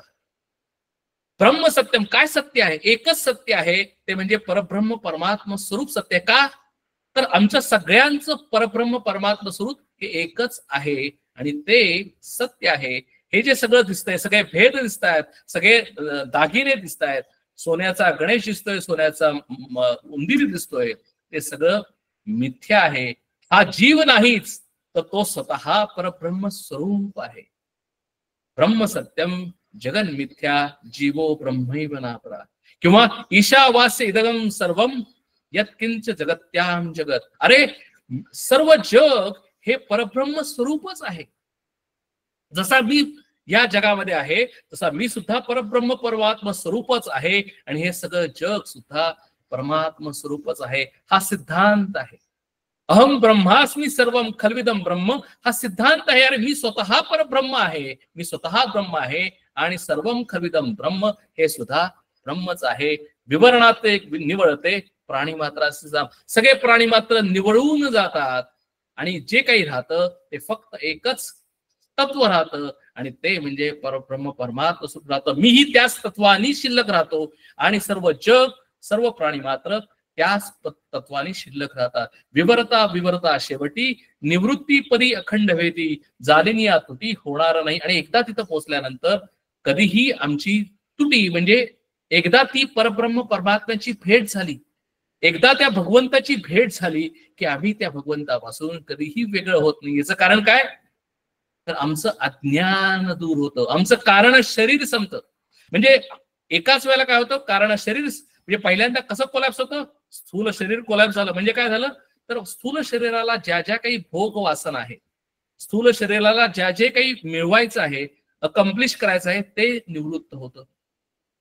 माझ्या सगळ्या डिझायर्स निवृत्त होतात, माझ्या सगळ्या संकल्पना सगळ्या निवृत्त होतात. म्हणजे स्थूल शरीर शांत झालं.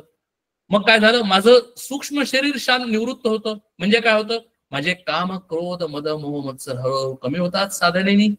माझं जे मन जे अस्थिर होतं ते साधनेनी स्थिर होतं. आता ते मन शुद्ध होतं, ते माझं मन अंतर्मुख होतं, ते माझं मन सिंपल माइंड असं होतं.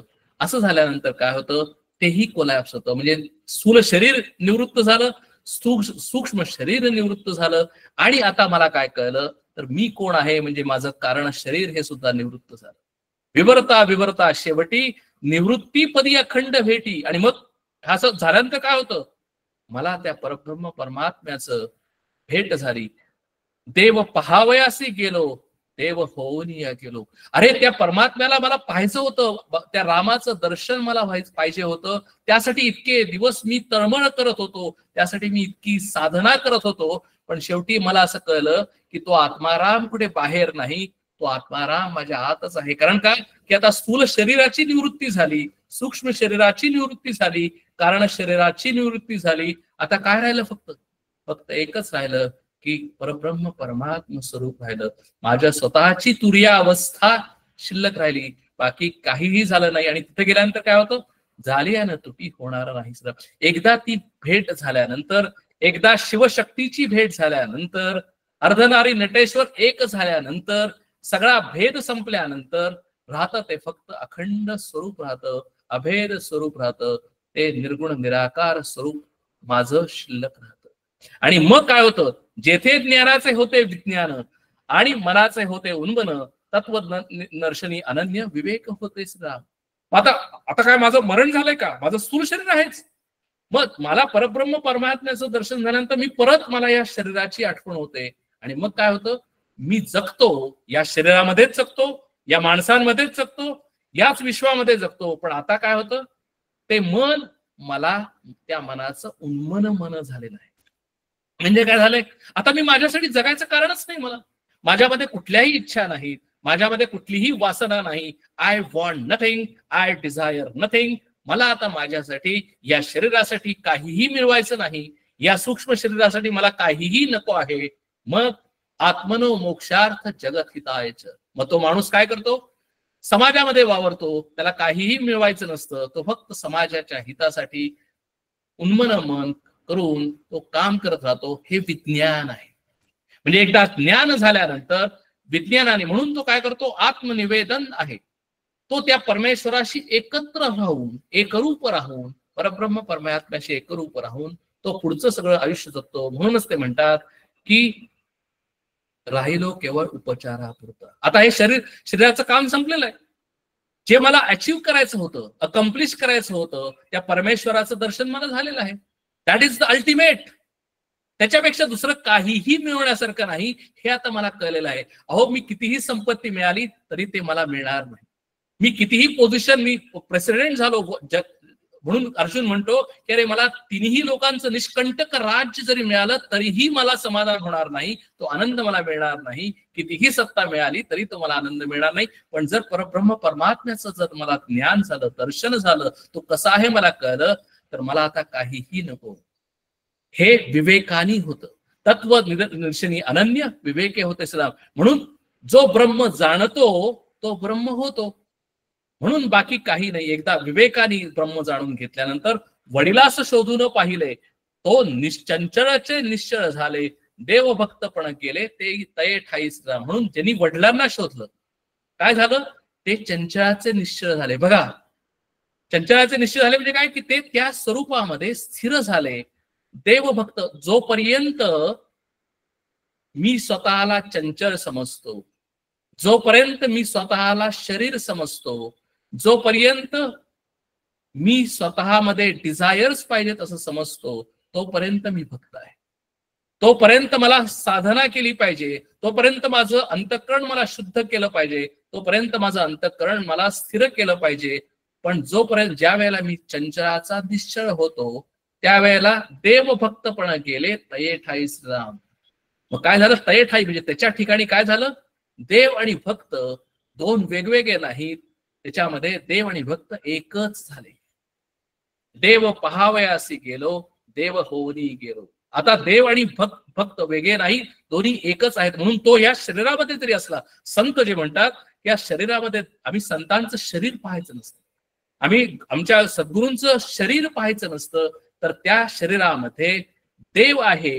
देव जास्त प्रमाणात मॅनिफेस्ट झालेला आहे, म्हणून आम्ही त्यांना नमस्कार करतो, म्हणून आम्ही संतांना मानतो. ते आमचे वडील आहेत. ठाव म्हणता पदार्थ नाही, पदार्थ मात्र मुळी नाही, जैसे तैसे बोलो काही कळावयास राम. अज्ञान शक्ती निरसली, ज्ञानशक्ती मावळली, वृत्ती शून्य कैसे झाली स्थिती पाहस राम. समर्थाचं वर्णन करतात की पूर्वी मी अज्ञानी होतो, ते आता ज्ञान मिळालं, ज्ञान तेही मावळलं, आता काय झालं, वृत्ती शून्य झाली. म्हणजे काय तर there is no thoughts in my mind. अंतःकरणामध्ये कुठलाही विचार नाही, कुठलीही थॉट्स नाहीत, वृत्ती शून्य झाली, काहीही मिळवायचं नाही. मुख्य शक्तिपात तो ऐसा, नाही चंचळाचा वळसा, निवांती निवांत कैसा, निर्विकारी सिवान. म्हणून तिथं काय, तिथं निवांतपण आहे. आपण म्हणतो ना की आता आज रविवार आहे, निवांत आहे. म्हणजे आम्ही काय म्हणतो, कुठलंही ऍक्शन नाही. म्हणजे काय करतो, आम्ही झोपतो, याला आम्ही निवांत म्हणतो. पण इथं निवांत हा शब्द असा आहे की तिथं कुठलीही ऍक्शन नाही, मी निवांत आहे. म्हणजे मला आता काहीही मिळवायचं नाही, काही. If there is a kinetic energy then तिथं माया आहे, तिथं प्रकृती आहे. पण if it is a potential energy there is no change, it is constant. इथं काहीही चंचलपणा नाही, इथं फक्त स्थिर आणि स्थिर आहे. म्हणून ते निवांत आहे, तो निर्विकार आहे. निवांती निवांत कैसा, निर्विकारी श्रीराम. चंचळाची विकार बालटे, ते चंचलची जेथे आटे, चंचल निश्चळ घनवटे, हे तो घडे ना श्रीराम. म्हणून तिथं चंचल संपत आणि काय होतं तर तिथं निश्चळ घडते. भरला घन दाट हरी दिसे. संबंध सगळीकडे आता मला काय दिसतो, हरी दिसतो. कारण का की आता मला वेगवेगळे माणसं दिसतच नाहीत, मला वेगवेगळे प्राणी दिसतच नाहीत. म्हणून एकनाथांना गाढवामध्ये फक्त आपला पांडुरंग दिसला. याचं कारण असं आहे की आम्ही सगळ्यांनी त्याला गाढवाला गाढव म्हणून पाहिलं आणि एकनाथ महाराजांना एकनाथ महाराज म्हणून पाहिलं. पण एकनाथ महाराजांनी स्वतःला आणि त्या गाढवाला वेगळं केलंच नाही, त्यांना त्याच्यामध्ये सुद्धा पांडुरंग दिसला. महावाक्याचा विचारू तेथे संन्यासास अधिकारू. बघा, आणि मग महावाक्याचा विचार म्हणजे अहम ब्रह्मास्मी सर्वम खल्विदम ब्रह्म, 4 महावाक्य जी आपण पाहिलेली होती, याचा विचार करण्याचा अधिकार कोणाला आहे, संन्यासाला आहे. संन्यासी कोण, भगवी वस्त्र घालणारा संन्यासी नाही, तर ज्याच्या अंतःकरणामधून सगळ्या डिझायर्स संपलेल्या आहेत,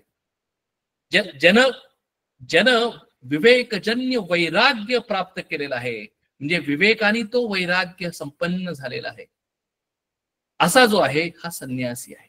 आणि असा संन्यासी सहजासहजी होत नाही. सहजासहजी आम्हाला विषयांमधून बाहेर पडता येऊ शकेल का, शक्यच नाही. कारण आमचे विषयांचे इतके संसार आमच्यावर झालेले आहेत, आम्ही त्याच्यातून कधीही बाहेर पडू शकत नाही. त्याच्यासाठी परमेश्वर कृपा, सद्गुरू कृपा, तीच फक्त उपयोगाला येते. आणि म्हणून आम्ही साधना करतो, म्हणून आम्ही देवाची पूजा करतो, नवविधा भक्ती करतो. याचं कारण का की त्या देवी कृपा आम्हाला प्राप्त व्हावी, कारण त्याशिवाय मी तसा होऊ शकत नाही, महावाक्याचा विचार करू शकत नाही, मला ते झेपतच नाही, मला ते कळतच नाही, मला अप्रिसिएट होत नाही, मला समजत नाही. नुसते शब्द राहतात. अहम ब्रह्मास्मी सर्वम खल्विदम ब्रह्म, असं नुसतं वाक्य म्हणून मी ब्रह्म होत नाही. आणि म्हणून मला फक्त दैवी कृपाच हवी आहे, त्याच्या व्यतिरिक्त काही नकोय. दैवी कृपेची जो नरू विवरवणी पाहेस राम. संन्यासी म्हणजे षडन्यासी, विचारवंत म्हणजे संन्यासी. समर्थाने लगेच इथं सांगितलंय, षडन्यासी म्हणजे 6 न्यास, ज्याच्यामधून 6 विकार नष्ट झालेले आहेत. काम, क्रोध, मद, मोह, मत्सर ज्याच्या अंतःकरणातून निघून गेलेले आहेत पूर्णपणे, तो संन्यासी आहे. विचार, आणि नुसता तो निघून गेले नाहीत, विचारवंत तो संन्यासी, तो विचारी आहे, विवेकजन्य वैराग्य त्याच्यामध्ये आहे, म्हणून तो संन्यासी आहे. आपली करणी आपणसी निश्चयसी श्रीराम. त्याच्यामध्ये त्याचा निश्चय झालेला आहे, काय करायचं हे त्याला माहिती आहे. जगदीश ओळल्यावरी तेथे कोण अनुमान करी, आता असो हे विचारी विचार जाणती श्रीराम. त्यामुळे एकदा जगदीश मिळाल्यानंतर, एकदा तो पांडुरंग मिळाल्यानंतर बाकी काय पाहिजे, बाकी काहीही नकोय. त्यामुळेच तो माणूस असं म्हणू शकतो तो संन्यासी असल्यामुळे, म्हणजे संन्यास असल्याशिवाय पांडुरंग मिळत नाही आणि पांडुरंग मिळाल्याशिवाय संन्यास होत नाही. इट इज दोन्ही एकत्रच आहे. जे जे विचारी समजले ते निस्संग होऊन गेले. जे विचारांनी ज्यांनी समजलं ते काय झाले, निस्संग झाले. कारण का, तो पांडुरंग किंवा परब्रह्म परमात्मा माझ्या शरीरामध्ये, माझ्या अंतःकरणामध्ये आहे. पण तो कसा आहे, त्याच्याशिवाय मी जगू शकत नाही, त्याच्याशिवाय मी कार्य करू शकत नाही, त्याच्यामुळे मला एनर्जी मिळते. पण तो मला माझ्या शरीरामध्ये निस्संग होऊन राहिलाय. There is no contact. जर कॉन्टॅक्ट असला तर ढवळ्या शेजारी बांधला पवळ्या वाण नाही, पण गुण लागला असं झालं असतं. मी रागीट आहे म्हणल्यानंतर तो आत्मा सुद्धा रागीट झाला असता. मग तुमचा आत्मा आणि माझा आत्मा माझा आत्मा रागीट, तुमचा आत्मा प्रेमळ असं झालं असतं, पण तसं होत नाही. तो निसंग असल्यामुळे तो माझ्या शरीराला अटॅच होत नाही, तो डिटॅच्ड आहे. तुमच्याही शरीराला तो अटॅच होत नाही, तो डिटॅच्ड आहे. आणि म्हणूनच तो आहे तसा आहे. आमच्या सगळ्यांच्या शरीरामध्ये तो आत्मा एकच पद्धतीने त्याच्या त्याच्या स्वरूपाने निसंग होऊन तो राहिलेला आहे. आणि आम्ही तसं होणं, निसंग होणं म्हणजेच आम्ही आत्मस्वरूप होणं होय. निसंग होणं म्हणजेच आम्हाला आत्मदर्शन होणं होय. निसंग होणं म्हणजेच आम्ही आत्माराम होणं होय. देहाभिमानी जे उरले ते देहाभिमान रक्षतीस राम. पण जे आम्हाला जी माणसं, ते ज्यांना देहाचा अभिमान आहे, या देहाचा अभिमान आहे, देहाला जे देहाचं रक्षण जे करतात त्यांचं लक्ष कुठं आहे? त्यांचं लक्षी बैसले अलक्ष, उडवून गेला पूर्व पक्ष. म्हणून आम्हाला सगळ्यांना का दुःख आहेत आमच्या आमच्या या जीवनामध्ये? आम्हाला अनेक दुःख काय आहेत? कारण आम्ही शरीरावर लक्ष दिलेलं आहे, आम्ही आमच्या अंतःकरणावर लक्ष दिलेलं आहे. म्हणजे आम्ही आमच्या स्थूल शरीरावर आणि सूक्ष्म शरीराकडे लक्ष दिलेलं असल्यामुळे आम्हाला दुःख आहे. आम्ही त्या सूक्ष्म शरीर, स्थूल शरीर आणि कारण शरीरापासून आमचं लक्ष काढून घेतलं आणि लक्षी बैसले अलक्ष, उडवून गेला पूर्व पक्ष, हेतू रूपे अंतर साक्ष, तोही मावळला श्रीराम. अहो, पूर्व पक्ष गेला, आता कुठे गेला? कारण आमचं लक्ष कुठं आहे? आमचं लक्ष या स्थूल शरीरावर नाही, सूक्ष्म शरीरावर नाही, कारण शरीरावर नाही, ज्याच्यावर लक्ष ठेवायला पाहिजे, की जो त्याच्यावर लक्ष ठेवता येत नाही. लक्षी पैसले अलक्ष, उडवून गेला पूर्व पक्ष, हेतुरूपे अंतर साक्षात तोही मावळला श्रीराम. आकाश आणि पाताळ दोन्ही नामे अंतराळ, काढिता तुष्याचे जड, अखंड झाले श्रीराम. आणि ते कसं आहे? अखंड आहे, त्याच्यामध्ये कुठलाही नाही, कुठलाही भेद नाही. ते तो अखंडची आहे, मन उपाधी लक्षणी पाहे, उपाधी निरासेस आहे, शब्द कैसा श्रीराम. उपाधी गेल्यानंतर तो एकच आहे. शब्द पर, कल्पने पर, बुद्धी मनबुद्धी अगोचर, विचारे पहावा विचार अंतर्यामी सीमा. आम्हाला एकच टूल आहे. काय टूल आहे? माझं अंतःकरण म्हणजे माझं मन, माझी बुद्धी हे एकच टूल आहे, इन्स्ट्रुमेंट आहे त्याला जाणण्यासाठी. म्हणून विचारे पहावा विचार अंतर्यामी. म्हणून विचार शरीराने करता येत नाही, विचार हा फक्त मनाने बुद्धीनं करता येतो, अंतःकरणाने करता येतो. का करता येतो? तर ते सत्वगुण प्रधान आहे. बघा, तर आपलं पहिली डायग्राम आठवा. सत्वगुण प्रधान आहे आणि काय आहे? तर सगळ्या ज्ञानेंद्रियाचं एकत्रीकरण आहे. It is a 5 dimensional camera. म्हणून डोळे, कान या सगळ्याचं डायमेन्शन एकत्रीकरण कुठे होते? अंतःकरणामध्ये होतं. आणि म्हणून अंतःकरण फार महत्वाचं आहे. विचारे पहावा विचार अंतर्यामी श्रीराम. पाहता पाहता कळोळ येते, कळले तितके व्यर्थ जाते, अवघड कैसे बोलावे ते पुढ्या प्रकारे श्रीराम. म्हणून हळूहळू माणसाला कळतं, पाहता पाहता कळायला लागतं. आणि कळल्यानंतर काय कळतं? की इतके वर्ष मी जे काही वागलोय ते मूर्खासारखं वागलोय, शरीरावर कॉन्सन्ट्रेट केलंय, संपत्तीवर कॉन्सन्ट्रेट केलंय, पोझिशनवर कॉन्सन्ट्रेट केलंय, सत्तेवर कॉन्सन्ट्रेट केलेलं आहे, हे सगळं व्यर्थ आहे. म्हणून पुत्रेच्छा, लोकेच्छा आणि वित्तेच्छा याचा काहीही उपयोग नाही. आणि एवढं जर मला कळतं की त्याला कळतं की त्यामुळे ते अवघड कैसे बोलावे ते कोण्या प्रकारे वाच्यार्थ वाक्यार्थ वाच्यांश शोधिला, अलक्षी लक्षांश बुडाला, पुढे समजवणी बोला कोणीतरी श्रीराम. आता काय पुढे बोलणार? आता काहीही बोलण्यासारखं राहिलं नाही. शाश्वतास शोधित गेला, त्याने ज्ञानी साच झाला, विकार सांडून मिळाला निर्विकारी श्रीराम. म्हणून तो स्वतः निर्विकारी झाला. दुःस्वप्न उदंड देखिले, जागे होता लटिके झाला श्रीराम. प्रारब्ध योगे देह असे अथवा नसे, विचार अंतरी पैसे चले ना ऐसा श्रीराम. म्हणून तो काय म्हणतो?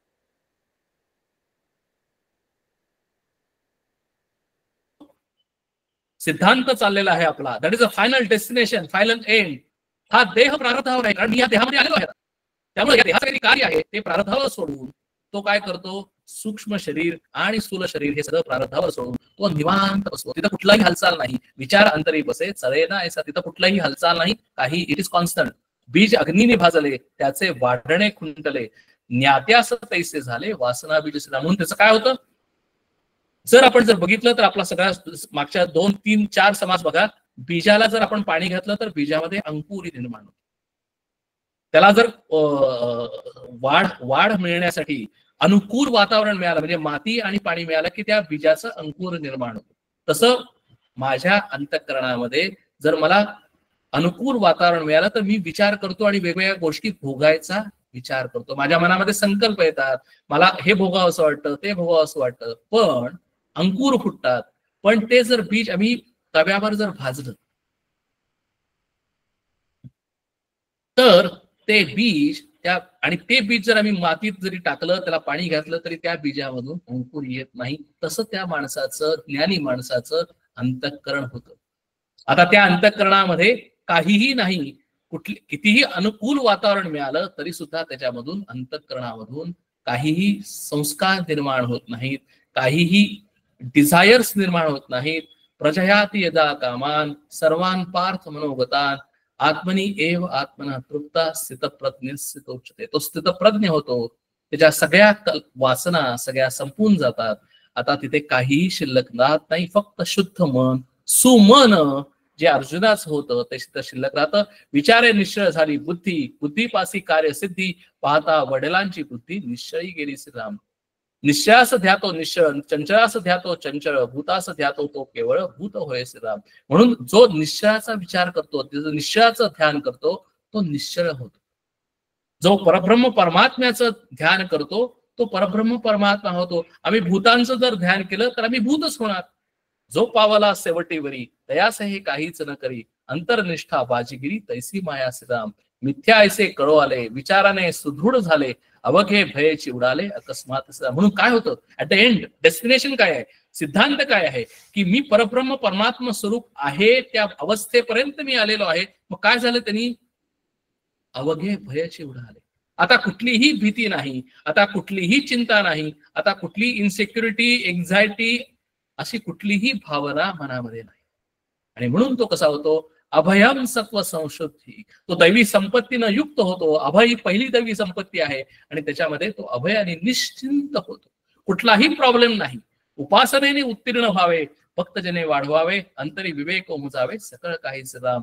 इति श्री दासबोधे गुरुशिष्य संवादे सिद्धांत निरूपण नाम समास 10वा दशक 15वा समास.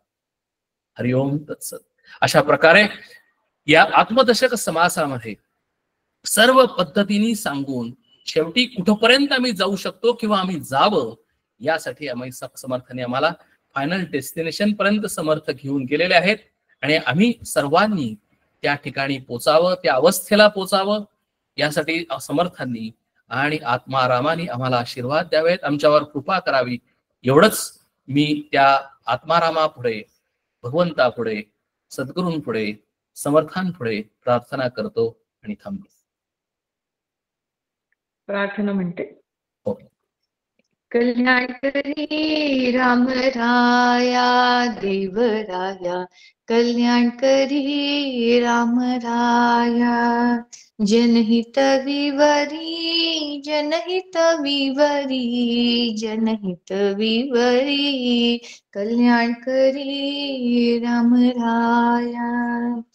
तळमळ तळमळ होतची आहे, होतची आहे, हे जन हाती धरी दयाळा, कल्याण करी राम राया. अपराधी जन चुकतची गेले, चुकतची गेले, तुझा तुची सावरी दयाळा, कल्याण करी राम राया. कठीण त्यावरी कठीणची झाले, कठीणची झाले, आता न दिसे उरी दयाळा, कल्याण करी राम राया.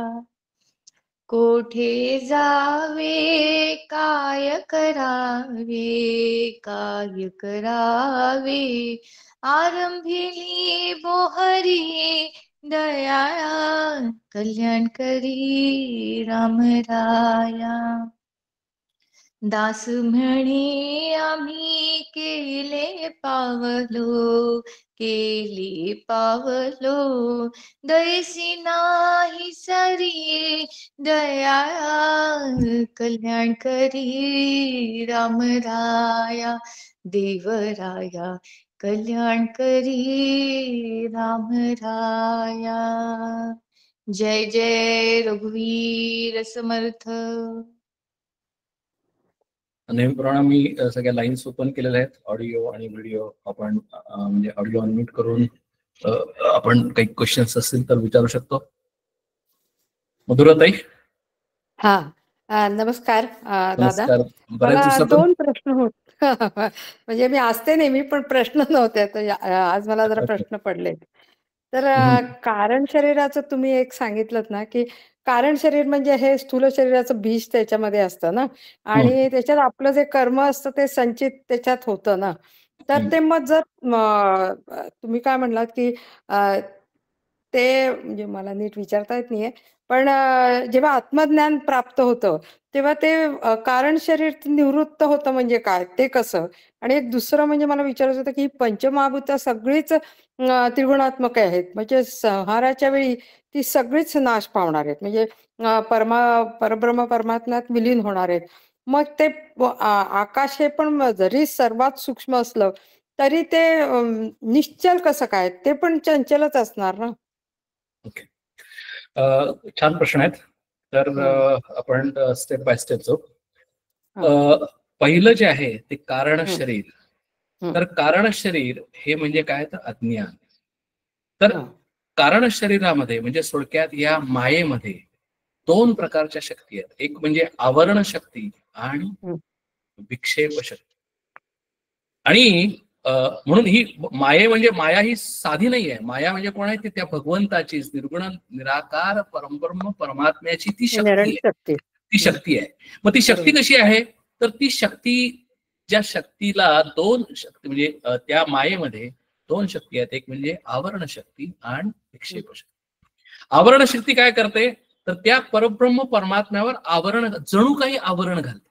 आणि आवरण घातल्यानंतर आपल्याला माहितीये की ते आवरण घातल्यानंतर ती वस्तू आहे, पण ती आम्हाला दिसत नाही. म्हणून आम्ही सगळेजण मायेमध्ये का आहोत, तर आम्हाला ते परब्रह्म परमात्म्यापासून आम्ही झालो, पण आम्हाला तो दिसत नाही. म्हणून जणू काही त्या परब्रह्मावर आवरण घातलेलं आहे. आवरण शक्ती, आणि ती शक्ती आहे, ती किती पॉवरफुल शक्ती आहे बघा. आम्हाला हे सगळं शब्दांनी जरी कळलं तरी सुद्धा आमचं शरीराबद्दलचं प्रेम जात नाही. आमच्या कितीही साधना केल्या तरी आम्हाला ते जात नाही. म्हणून आम्हाला ती आवरण शक्ती म्हणते. आणि विक्षेप शक्ती म्हणजे काय, तर जे नाही ते आहे असं वाटायला लागतं. म्हणजे थोडक्यात काय, की खरं आम्ही सर्वजण परब्रह्म परमात्मा स्वरूपच आहे. आता सुद्धा आम्ही सगळेजण आहोत. बरोबर. त्याच्यापेक्षा दुसरं काहीही नाही. हे सगळं असून सुद्धा, हे सगळं थेरॉटिकली समजून सुद्धा ते मी ते नाही आणि मी दुसरं आहे. म्हणजे थोडक्यात मी निर्गुण निराकार परब्रह्म आहे हे मी न जाणता मी शरीर आहे मी जाणतो. ही विक्षेप शक्ती आहे. आणि नुसती जाणत नाही, ते माझ्या मनामध्ये इतकं घट्ट बसलेलं आहे की त्या शक्तीमुळं मी माझ्या शरीराला सोडूच शकत नाही. कितीही जरी म्हणलं तरी मी माझ्या शरीराला सोडू शकत नाही. मी माझ्या अंतःकरणामध्ये असलेल्या असं म्हणून कारण शरीर असं म्हणलं जातं की कारण शरीर हे, आणि कारण शरीर म्हणजे अज्ञान. म्हणजे मी कोण आहे, माझ्या स्वरूपाचं अज्ञान असल्यामुळं हे कारण शरीर आहे. मग कारण शरीर म्हणजे असं दाखवता येतं का, की अरे हे कारण शरीर आहे, दाखवता येत नाही. मग कारण शरीर असं वेगळं आहे का, फक्त फंक्शनली आम्हाला कळावं म्हणून तिथं ते आहे. बरोबर. कुठं आहे ते, तर ते माझ्या अंतःकरणामध्येच आहे. बरोबर आहे, माझ्या सूक्ष्म शरीरामध्येच आहे. बरोबर आहे.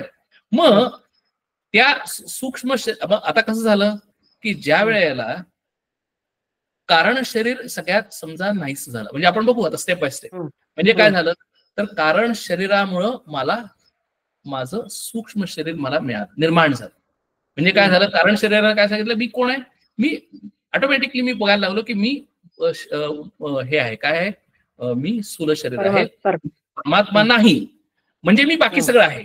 बाकीचं सगळं आहे म्हटल्यानंतर काय झालं की मला वासना आहेत, मला काहीतरी पाहिजे आहे, मला काहीतरी भोगायचं आहे, मला संपत्ती असल्यानंतर मला आनंद मिळेल, मला पुत्रपौत्र झाल्यानंतर मला आनंद मिळेल, मला बंगला असल्यानंतर मला आनंद मिळेल, स्थावर जंगम असल्यानंतर मला आनंद मिळेल.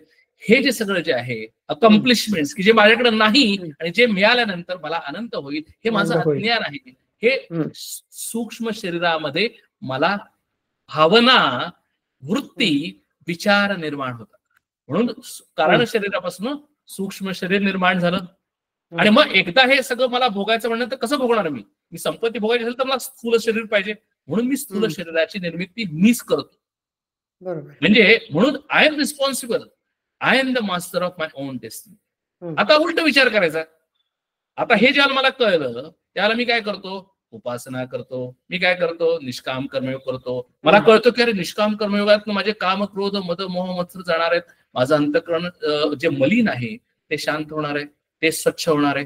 माझं जे अंतःकरण आज अस्थिर आहे ते आता मला परत कळतं. उपासना करतो, नामस्मरण करतो, मेडिटेशन करतो आणि मी काय करतो, माझंच मन हे स्थिर करण्याचा प्रयत्न करतो. म्हणजेच माझं सूक्ष्म शरीर मी स्थिर करण्याचा प्रयत्न करतो. म्हणजेच काय होतं, माझं सूक्ष्म शरीर हळूहळू शुद्ध होतं. म्हणजेच काय होतं, तमोगुण आणि रजोगुण कमी कमी कमी कमी होतो आणि सत्वगुण वाढतो. म्हणजेच काय होतं, सत्वगुण वाढल्यानंतर मला तो ज्ञान मिळवण्यासाठी मुमुक्षुपणा येतो. अरे मला हे जाणून घ्यायचंय, मला माहिती करून घ्यायचंय, परमेश्वर कोण आहे, माझा जन्म कसा झाला, माझे वडील कोण आहेत, ही मला इच्छा निर्माण होते. माझे बाकीच्या सगळ्या इच्छा गळून पडतात आणि ती एक इच्छा निर्माण होते, ती इच्छा प्रबळ होते.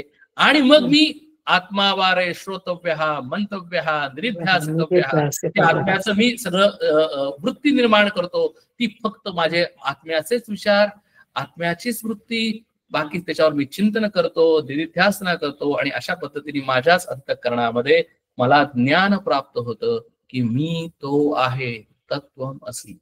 आणि त्यावेळेला ज्ञानाग्नी दग्ध कर्मा आणि भस्मसात कुरुते अर्जुन. माझं जे संचित कर्म आहे ते सर्व भस्मसात होतं. कुठलं, अंतःकरणामध्ये असलेलं. माझं सूक्ष्म शरीर निराश होतं, माझं कारण शरीर सुद्धा निराश होतं. कारण आता मला कळलं मी कोण आहे. आणि हे कोण मला मदत करतं, तर ती भगवंताची शक्ती की जी सत्वगुण प्रधान आहे, तिला आम्ही देव म्हणतो, की तीच मला मदत करते आणि ती मला त्या भगवंतापर्यंत घेऊन जाते. म्हणजे मी गुणातीत होतो. आणि त्यावेळेला माझं कारण शरीर पडतं. म्हणजे मग काय होतं, माझी 6 शरीर पडतात, निराश होतात, पडतात म्हणजे निराश होतात. म्हणजे मी या शरीरामध्येच आहे, पण या शरीरामध्ये मला कळतं की या शरीराचा काही उपयोग नाही, माझ्या स्थूल शरीराचा काही उपयोग नाही, माझ्या सूक्ष्म शरीराचा काही उपयोग नाही, माझ्या कारण शरीराचा उपयोग नाही. हे व्यष्टी झालं. आणि समष्टी पण तसंच आहे. म्हणून मला नातेवाईकांचं मग स्थूल शरीर पडतात, माझ्या स्थावर जंगमाचं महत्व माझ्या मनात गळून पडतं, माझ्या सर्व काही गळून पडतं. म्हणजे स्थूल शरीर गळून पडतं, जे विराट दर्शन आहे किंवा म्हणजे समष्टीचं तिन्ही शरीर गळून पडतात. आणि मग मी त्या एका परमात्म्यामध्ये स्थिर होतो. असं ती प्रोसेस. आता दुसरा कुठला प्रश्न, ते की पंचमहाभूतामध्ये आकाश हे सर्वात सूक्ष्म आहे, पण ते त्याच्यात पण थोडी चंचलता असणारच ना. तुम्ही प्रश्नच म्हणाल आहे म्हणून ते. म्हणून बेसिकली प्रत्येक वेळेला आम्हाला आकाशाचंच उदाहरण दिलं जातं. कारण काय की आम्हाला आकाश दिसतं. म्हणून सगुणाचे नि आधारे निर्गुण पाविजे निर्धारे. म्हणून सगळ्यात स्थूल दिसणार किंवा आम्हाला समजणार किंवा आकलनाला येणार आकाशच आहे. लक्षात आलं का नाही. म्हणून ते आम्हाला नेहमी दृष्टांत देताना आकाशाचा दृष्टांत दिला जातो की आम्हाला आमच्या बुद्धीला ते कळावं. पण ते सुद्धा मायेमध्येच आहे, ते सुद्धा चंचलच असणार ना. ते पण चंचल आहे, पण ते इतकं चंचल कमी आहे की ते आम्हाला दिसत नाही. आम्हाला ते सूक्ष्म आहे सर्वात. ते आम्हाला सूक्ष्म असल्यामुळे ते चंचल नाही असं वाटतं. पण ते सुद्धा प्रकृतीमध्येच असल्यामुळे ते सुद्धा चंचलच आहे. आणि म्हणून ज्या वेळेला संबंध सगळ्याचा लय होईल, म्हणजे आता जसं उत्पत्ती झाली, पिंडोत्पत्ती झाली, तसं कोलॅप्स होत होत होत होत होत होत पंचमहाभूत सुद्धा जातील, स्थूलाची सूक्ष्म होतील आणि सूक्ष्माची पूर्णपणे सगळं जाईल. त्यावेळेला काय राहील, तर ते फक्त निश्चय असणार परब्रह्म परमात्मा स्वरूपच राहील. म्हणजे मूळ शिल्लक राहील, बाकी काहीच नाही. कारण का की डिपेंडेंट कोण आहे, प्रकृती डिपेंडेंट आहे, माया डिपेंडेंट आहे. म्हणून लक्ष्मी त्या परब्रह्म परमात्म्याची, विष्णूची सेवा करत असलेली आहे. लक्ष्मी कांता त्यामुळे म्हणून ते डिपिक्शन आहे. म्हणजे आपल्याला ते कळावं म्हणून ते तिथं आपल्या चित्रामध्ये दाखवलं जातं. पण त्याचा उद्देश काय दाखवण्याचा, की ते चंचल जे परब्रह्म परमात्मा स्वरूप आहे महाविष्णू, हे येतही नाहीत जातही नाहीत, ते आहेत आणि आहेत. म्हणून त्यांना शक्ती म्हणलेलं आहे. महालक्ष्मीला शक्ती म्हणून जोपर्यंत आम्ही या शरीरामध्ये आहे तुम्हाला शक्तीची गरजच आहे. जोपर्यंत बरोबर मी आहे. आहे त्याला मला सरस्वती महासरस्वती माता पाहिजे आहे, मला लक्ष्मी माता पाहिजे आहे, मला जगदंबा पाहिजे आहे, तरच मी ह्या शरीरामध्ये असताना काहीतरी जगू शकतो. करू शकतो. पण आता मी जगण्याची माझी वृत्ती कशी झाली, पूर्वी मी त्याच्या पाठीमागे धावत होतो, आता मी फक्त त्या मातेला नमस्कार करतो, मातेला म्हणतो की माता जोपर्यंत माझं शरीर आहे तोपर्यंत तू मला हे शरीर जगवण्यासाठी मला मदत कर, जेवढं पाहिजे तेवढा मला संपत्ती दे, जेवढी पाहिजे तेवढी माझी बुद्धी चालू देत, आणि जेवढं पाहिजे तेवढं माझ्यामध्ये धैर्य किंवा दुर्गा येऊ देत, बाकी काहीच नाही. बरोबर झालं. माझ्या हे प्रश्नांचं हे झालं, उकल झाली. ठीक आहे. आज नमस्कार. आता थोडं अजून कोणाला काही क्वेश्चन्स असतील तर आपण हे करू, नाही तर आज आपण थांबू. आज थोडी गडबड आहे, आमच्याकडं एक कार्यक्रम चालू आहे कराडमध्ये, आणि वेगवेगळे प्रवचनासाठी वेगवेगळे प्रवचनकार येणार आहेत. तर आज आमच्याकडे एक प्रवचनकार येणार तुमचंही आहेत. प्रवचन आहे का? नाही नाही, माझं नाहीये, काल आईचं होतं. कारण ते पुण्याचे जे साखरे महाराज होते ते काही येऊ शकले नाहीत म्हणून ते करायला लागलं. आज पुण्याचेच डॉक्टर गजानन नाटेकर ते येणार आहे स्वरूपयोगचे. मग ते आता ऍक्च्युली आता 12-12:30 पर्यंत आमच्या घरीच येतील. त्यामुळे मग आता चालेल चालेल दादा, ते जर रेकॉर्डिंग पाठवता आलं तर पाठवा ना तुमच्या आईंचं आणि त्यांचं जमजा थोडं. ठीक आहे, बघतो मी आणि त्या पद्धतीने पाठवतो. जमेल का? चालेल हा. चालेल. मग कसा विषय काय होता? आणि नाही, हे जे आहे ते ज्ञानेश्वरी जयंती उत्सव सप्ताह, म्हणजे काल ज्ञानेश्वरी जयंती होती आणि म्हणून ज्ञानेश्वरी जयंतीचे म्हणजे ज्ञानेश्वरी मधले विषय घेऊन वेगवेगळ्या ओव्या घेऊन वेगवेगळे बेसिकली प्रवचनकार वेगवेगळ्या याच्यातून येतात आणि ते तिथं आपलं विवेचन मांडतात, असं त्याचं स्वरूप आहे. आम्हाला ऐकायला आवडेल. वेगवेगळ्या ज्ञानेश्वरीतल्या वेगवेगळ्या ओव्या घेऊन त्याच्यावर म्हणजे कर्मयोग असेल, योग असेल, आणि त्याचं ते. बरं चालेल. चालेल. आज मी आता इथेच थांबवतो. ठीक आहे. ओके.